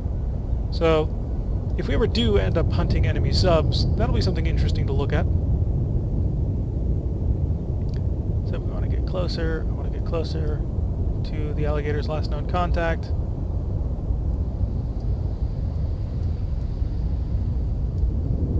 And time dilation to off. Go to ahead 2/3. Time dilation on to get down to speed. And radar mast up.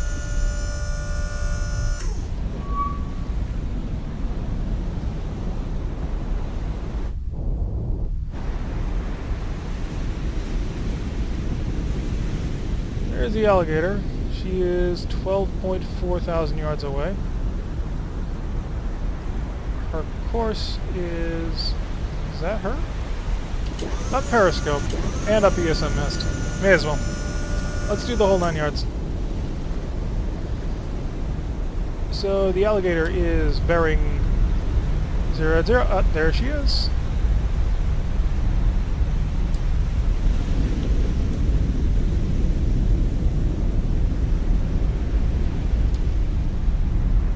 Alright, we need to come to 079.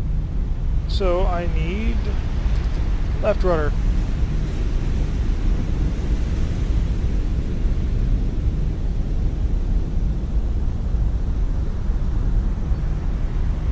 Actually, we're going to come to 080.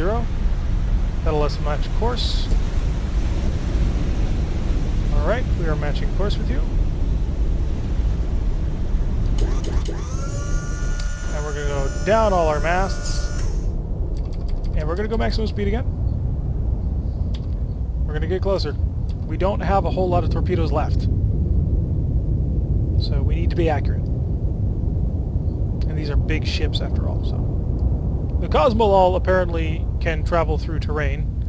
Unless that just means like super deep area, but I think that means some kind of surface.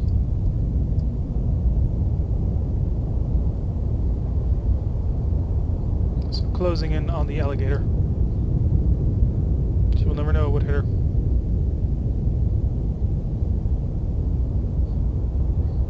Although with the alligator, once we get close enough, we should just be able to slow down and we'll be able to detect her. I mean, she is churning at maximum, at her maximum clip. So.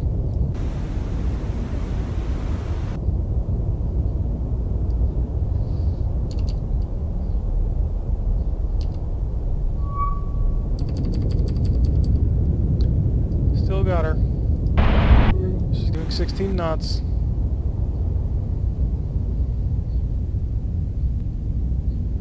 I'm gonna catch you. You're not getting away.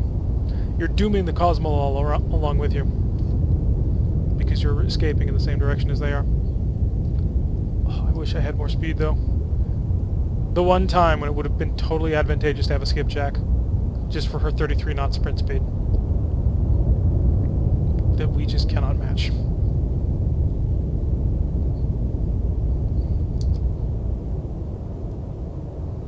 I will not be satisfied with just sinking the Riga and Cashin. I need to take out at least one of these guys, preferably both the alligators. Those are the main important ones. Because the alligators are, well, they're the LSDs, the troop ships. So I can live without killing the supply ships, but I must kill these LSDs. Now, if we were playing in the 1984 campaign, aside from that dogfight being even more dangerous because they probably would have launched a lot more torpedoes, although it may have gone more in our favor because the Mark 84 is a much better torpedo than the Mark 37. But had this been the 1984 campaign, we would have access to harpoons, anti-shipping missiles, that sort of thing. And it would have made things a lot easier. Because we wouldn't have to get this close in order to put a torpedo into them. We'd just pull up close enough to the surface and launch a couple of long-range missiles, and they would go after the target. Alligator is at 4,000 yards.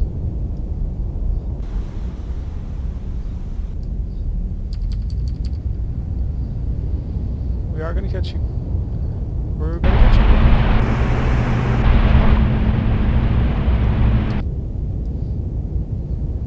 you. You cannot escape. We have you now.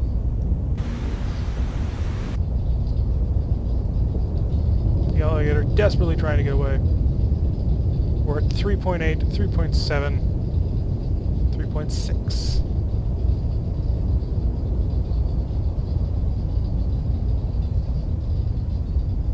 We will slow to 10 knots to get a good solution and to launch a torpedo very shortly. 2.5, I'm going to turn off the time dilation, and I'm going to slow down to a head 2/3. We'll get a torpedo shot on him. And 2.5. So a head 2/3. We're not going to put up the mast, you might be able to see that.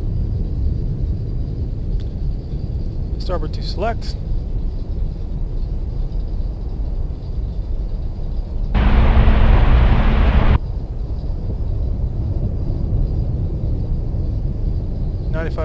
%, solution on him.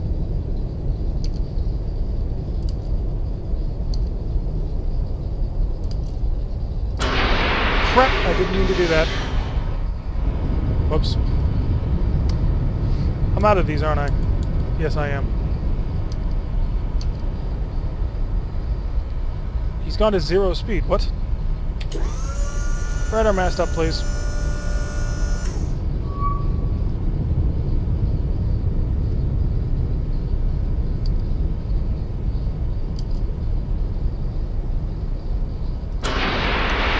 That one will go where I want it to go. Right our mast down.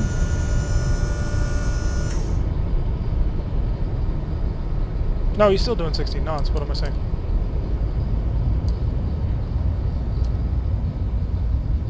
So I was trying to unselect the torpedo, and I accidentally did not.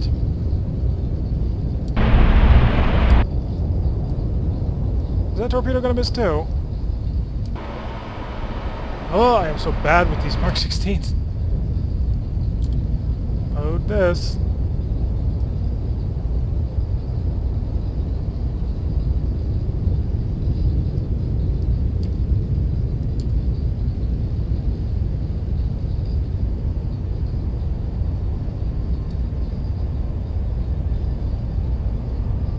I want to get close because I'm not quite sure how fast these Mark 37s are.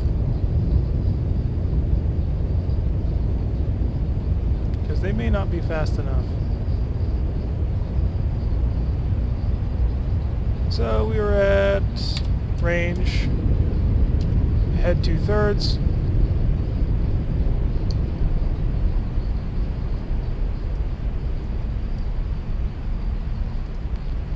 to select. Speed is 13 knots, 12 knots. Give me 10, 10.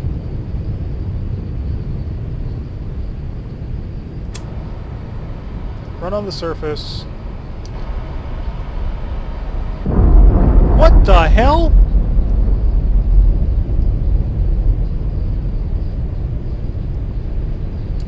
Run even slower.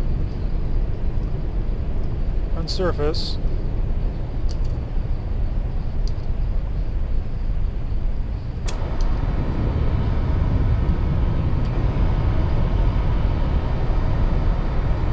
I don't know what the heck caused that. We're at 41% hull. Jeez. We're definitely going home after this.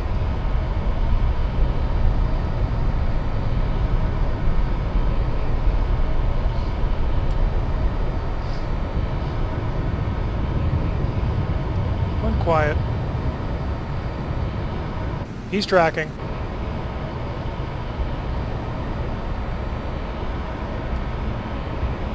So I've lost both my starboard torpedo tubes.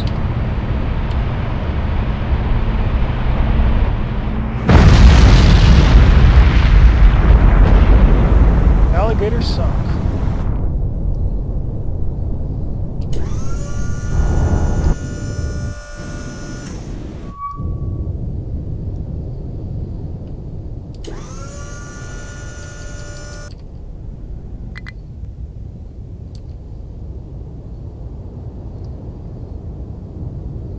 Yeah, I don't know what the hell caused that. That's actually got me worried. Why did my torpedo just blow up in the tube?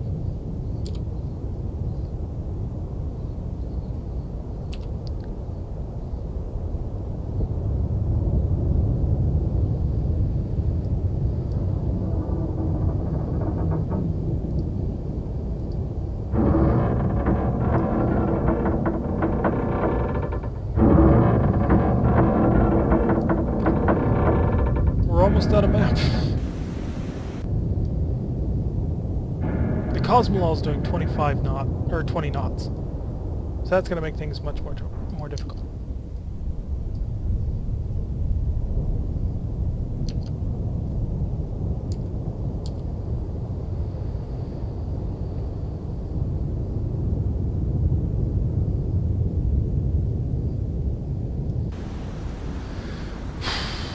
So we lost 2 torpedo tubes. One of them blew up right in front of our face, and it didn't even hit us. It got to here and then blew up.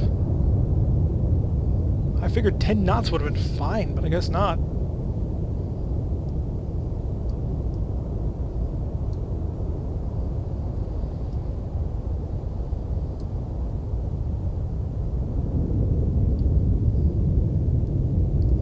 Then we're going to have to go head south and skulk around there for a little while,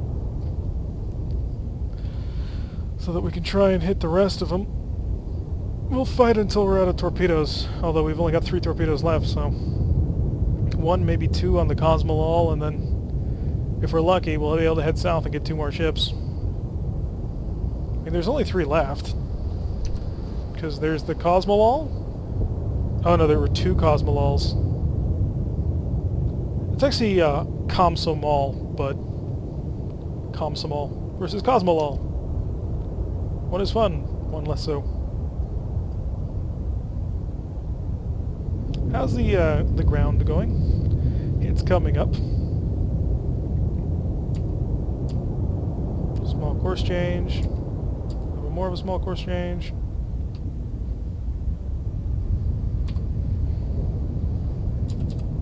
And slow down to 2/3. And upright our mast.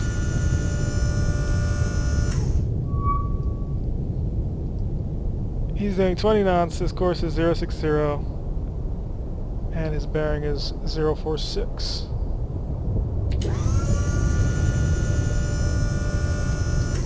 Ahead flank, mast is stowed, so we're only gaining 5 knots on this guy, which his range is pretty far, so we may not make it to him. Would have been great if those first 2 torpedoes had hit something, but they did not. Then we wasted a bunch of torpedoes trying to shoot the Riga and the Cashin. Finally did get them, But we ended up using Mark 37s on both of them. Probably should have done that from the get-go.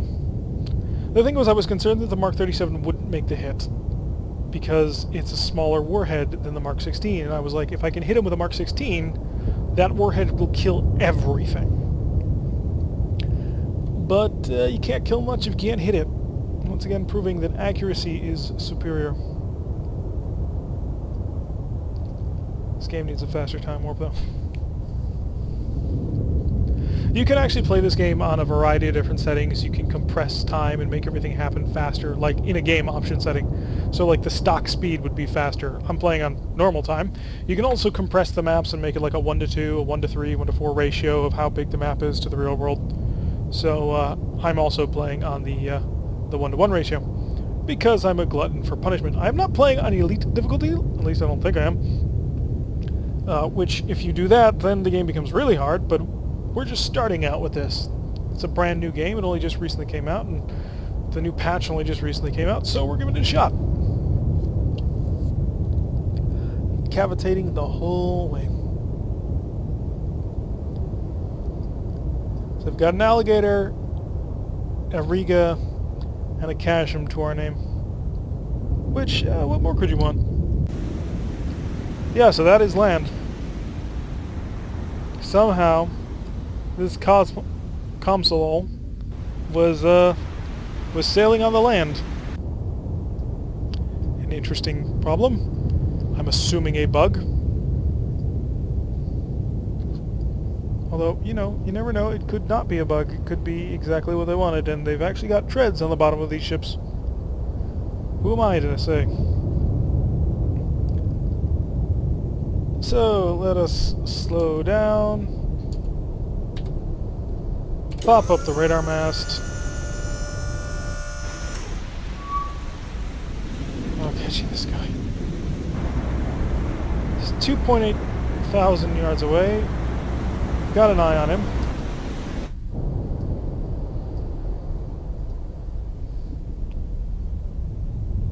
I am so tempted to take this shot. But I know if I do, I'm wasting the torpedo. We gotta get closer. Head flank maneuvering once again. And increase speed.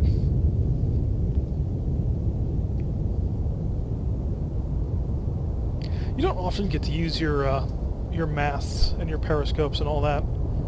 Simply because, well, generally if you do that, you're putting up a big shoot me sign here. So for us to be able to do it like this, that's pretty cool. Although I suppose in 1984 it becomes more useful when you've got anti-shipping missiles, because you can fire them, you can stay low, go to 50 feet, pop up your radar mast real quick, and then pop it back down, then launch all your missiles, and then run away. But for us, we've got to get close with torpedoes, and it's just pain. It's nothing but pain. And the seafloor is rising. We get really close to this thing.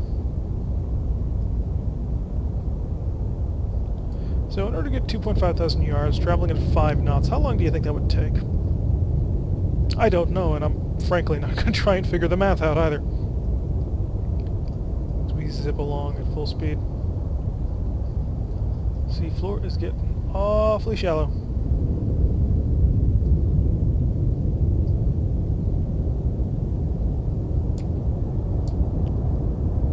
Making a little bit of a left-hand turn because we want to come up behind the Comsol so that we can fire this torpedo into the back of him and have it just guide in on the fact that he's steaming at maximum power.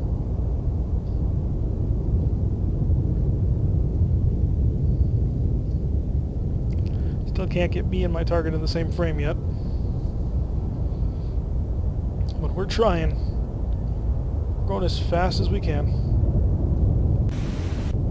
Well, we are almost off the map. And I think if he makes it to the edge of the map, he gets to escape.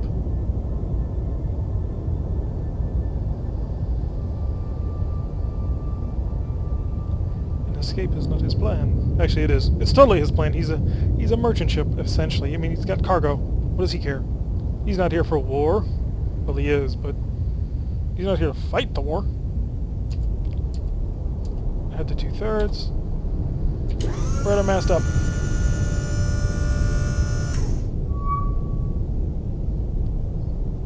Where are you?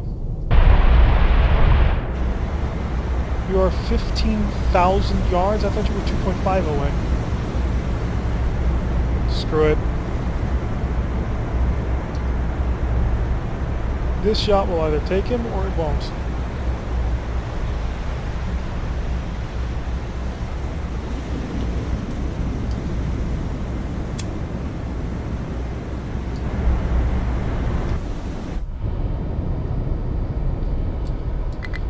That's it.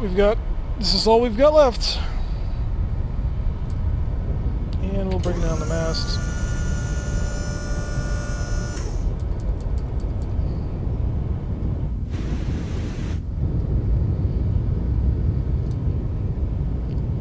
Let's see.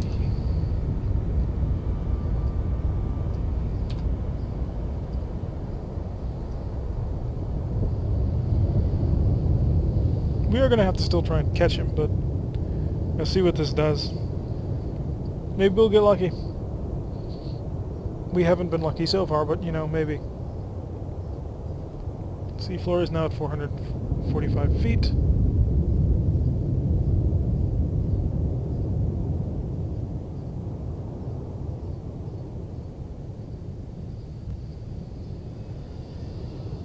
I'm trying to estimate about where the torpedo would be. I have no idea, quite frankly.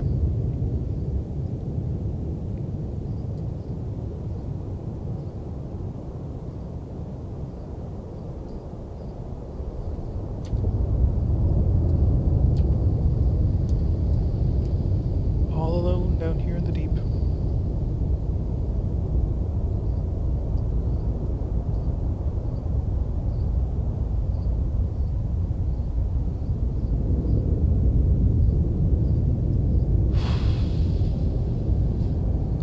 And I bet you that torpedo missed. We weren't expecting it to hit, but, you know, we could have dreamed.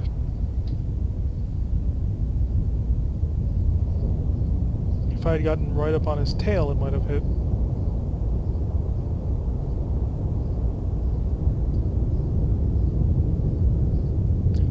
Making tracks. Our slow as all hell submarine.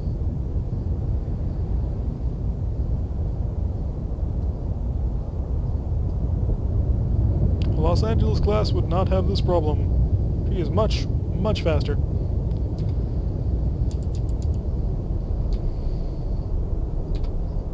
Upright our mast.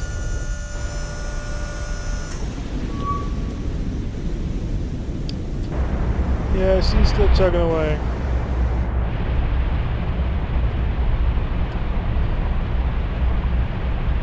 We've gained 2,000 yards on him.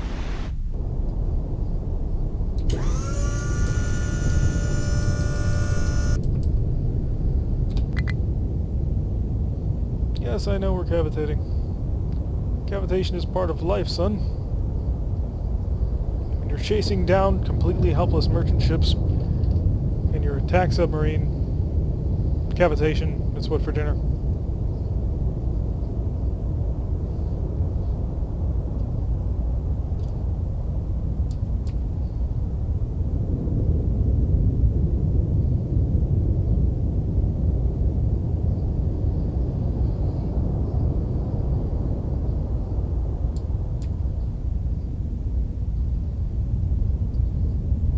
I really wish I could just run on the surface at full speed, but Cold War era submarines are not like World War II submarines. In World War II and World War I, and, well, all of the early submarines, original submarines weren't this. They weren't underwater spaceships, essentially. What they were was boats that could sink.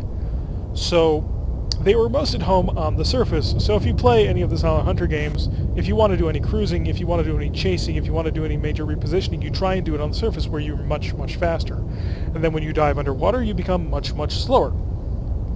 But after that happens, once nuclear submarines come involved, and actually sort of towards the end of World War II even, with the new German submarines that were starting to come out, or be postulated, they started making them less boats that could sink and more underwater spaceships.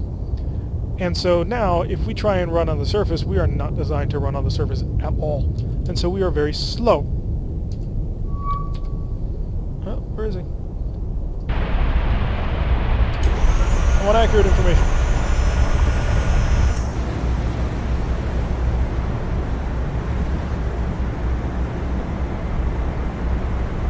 Just doing 20 knots. Look at all these. All those armored personnel carriers.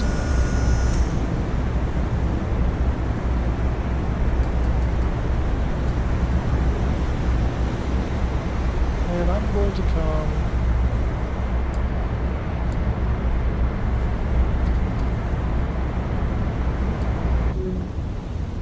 Lost him. We're not going to get to him before he gets off the map. Unless the AI isn't allowed to get off the map, but I don't think that's the case at all.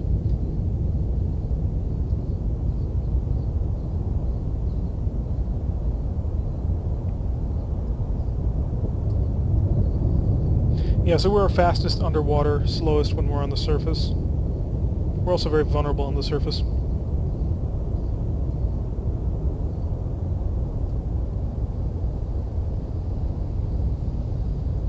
There's no way we're catching her.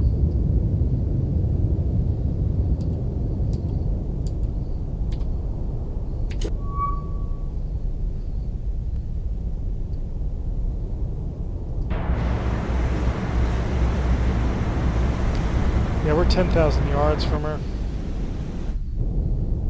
I would venture that we can't even see her.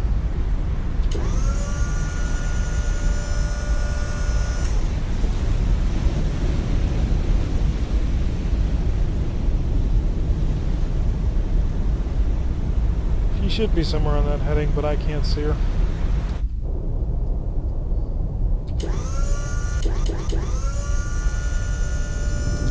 Yeah, so that ain't happening. But hey, a head full. Gotta try. Gotta try until you fail. We lost her because of the ambient noise.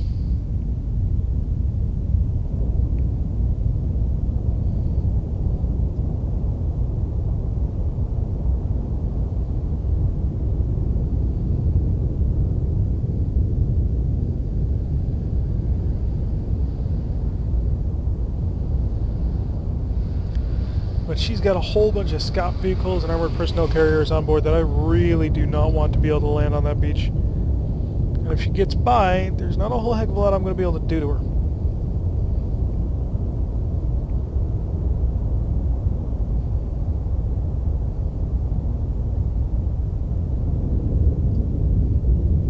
I wonder what our... Nah, it's not even trying.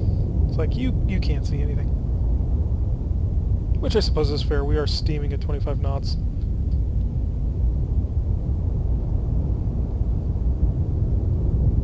So we will do another check.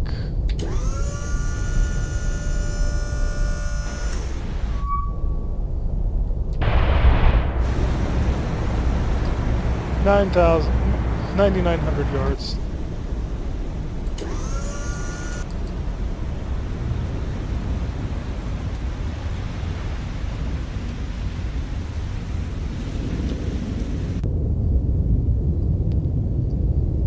The floor is at 155 feet. It's getting to be dangerous.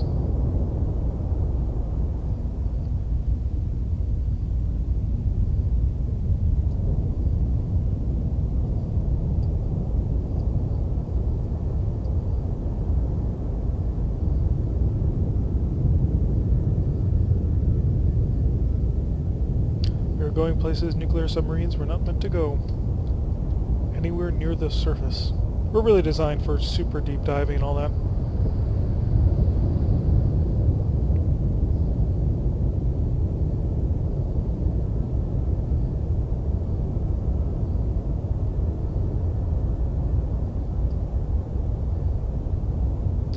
Coming up on the line of demarcation. What it demarcates, I have no idea.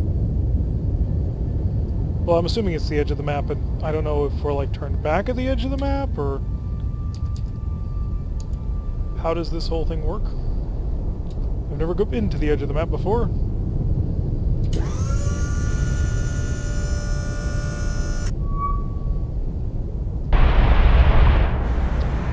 .9. Gotta take a shot.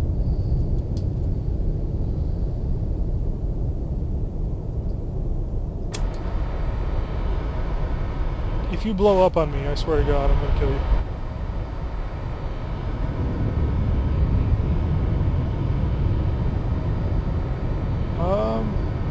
We've left the combat area. Okay, so we just leave combat. So, sunk the Cashin, sunk the Riga, sunk the Alligator. System damage, we lost damage to our torpedo tubes. We have no Mark 16s, we have one Mark 37. What? What? That's bull. I call bull in there. Norway's been invaded. A successful amphibious assault has been made on Trondheim, Norway by Soviet forces, opening yet another front as the enemy continues to gain ground. Immediate questions have to be raised as to what should have been done to protect the coastal region of Norway from a sea-based assault. Well, we blew up 2 of their escorts and 1 of the landing ships. I'm sorry. The loss of Trondheim in Norway comes as a massive blow to NATO as it continues to lose the initiative, blah blah blah. Not great. We're damaged. Immediately, return immediately to Holy Loch for Scotland for repairs. Yeah, we can do that. So we're out of here. We're hurt. We're dying. We gotta get back to Holy Loch or Holy Loch. Is it Holy Loch or Holy Loch? And an event has triggered. The battle for West Germany! The battle for West Germany continues after Allied forces have made what officials call tactical retreats. Our military analysts explain why the shortening the front lines is sometimes necessary to maintain efficiency in the battlefield. No decisive initiative can for the moment be said to be held by either side. Naval forces in the Atlantic strive for control over what appears to be constant back and forth swinging battle between surface, airborne, and submerged units. Now stop interrupting me so my submerged ass can get back to Holy Loch, or Holy Loch. We need desperately to come into port.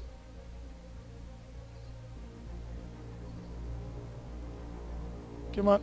Are we? Seriously? That's... Apparently we're not allowed to go through that route.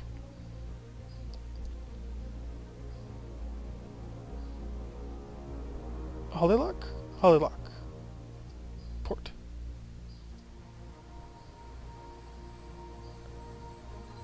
Spetsnaz commandos will land from submarine of Reykjavik and Keflavik by next week. You are ordered to intercept and destroy them.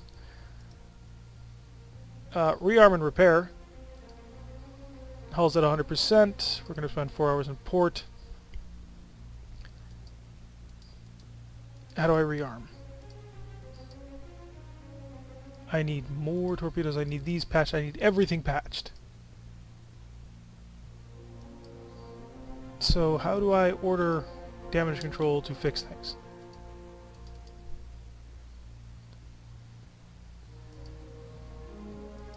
Like, is there an option here? Do I just sit here and wait? I don't know.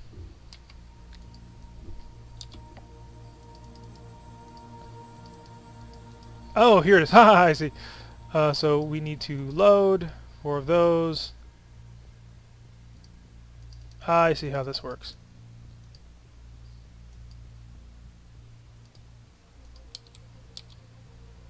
No, we're going to put those in there. How do I repair? Tubes. Repair time 16 hours. Okay, that's acceptable to me. Adding time in port. West Germany falls to the Reds. West Germany has fallen to Soviet control after a crushing assault on the nation's capital and key strategic points. The balance of forces leaves a question mark regarding the outcome of the war.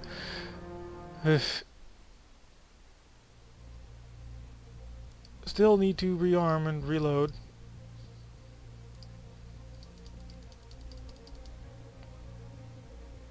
You I want to reload with that. You I want to reload with that. We were ready for anything. And I got one more torpedo I can give somewhere. I've got 10, 12.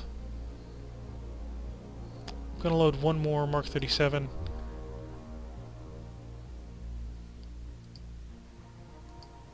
Reactor, ballast. Just checking all the things that need repairing. This is kind of a clunky repair system.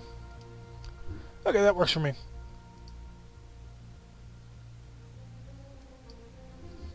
So... Oh, spacebar pauses it! So this is the commando team that's about to land. But in any event, we have been going on for a very long time. I was told next week for that commando team, by the way. Anyway, a very long time. So now it's time to end this episode. This has been the first of what's going to be a weekly series called Sub Sunday. We will be playing Cold Waters. It will be this campaign, and we will continue until we can continue no longer. We're doing... yeah, I don't want to say we're doing good, but we're not really doing bad either. We did sink 3 ships, although it did take all our torpedoes and heavy damage. Although, frankly, I call bullshit on the torpedo that blew up 2 inches in front of our face. In any event, I've been Tirak. If you like what you've been seeing, hit that like button and subscribe. Leave a comment. Any tips or hints that you can give me. And, yeah, I will see you all in the next episode.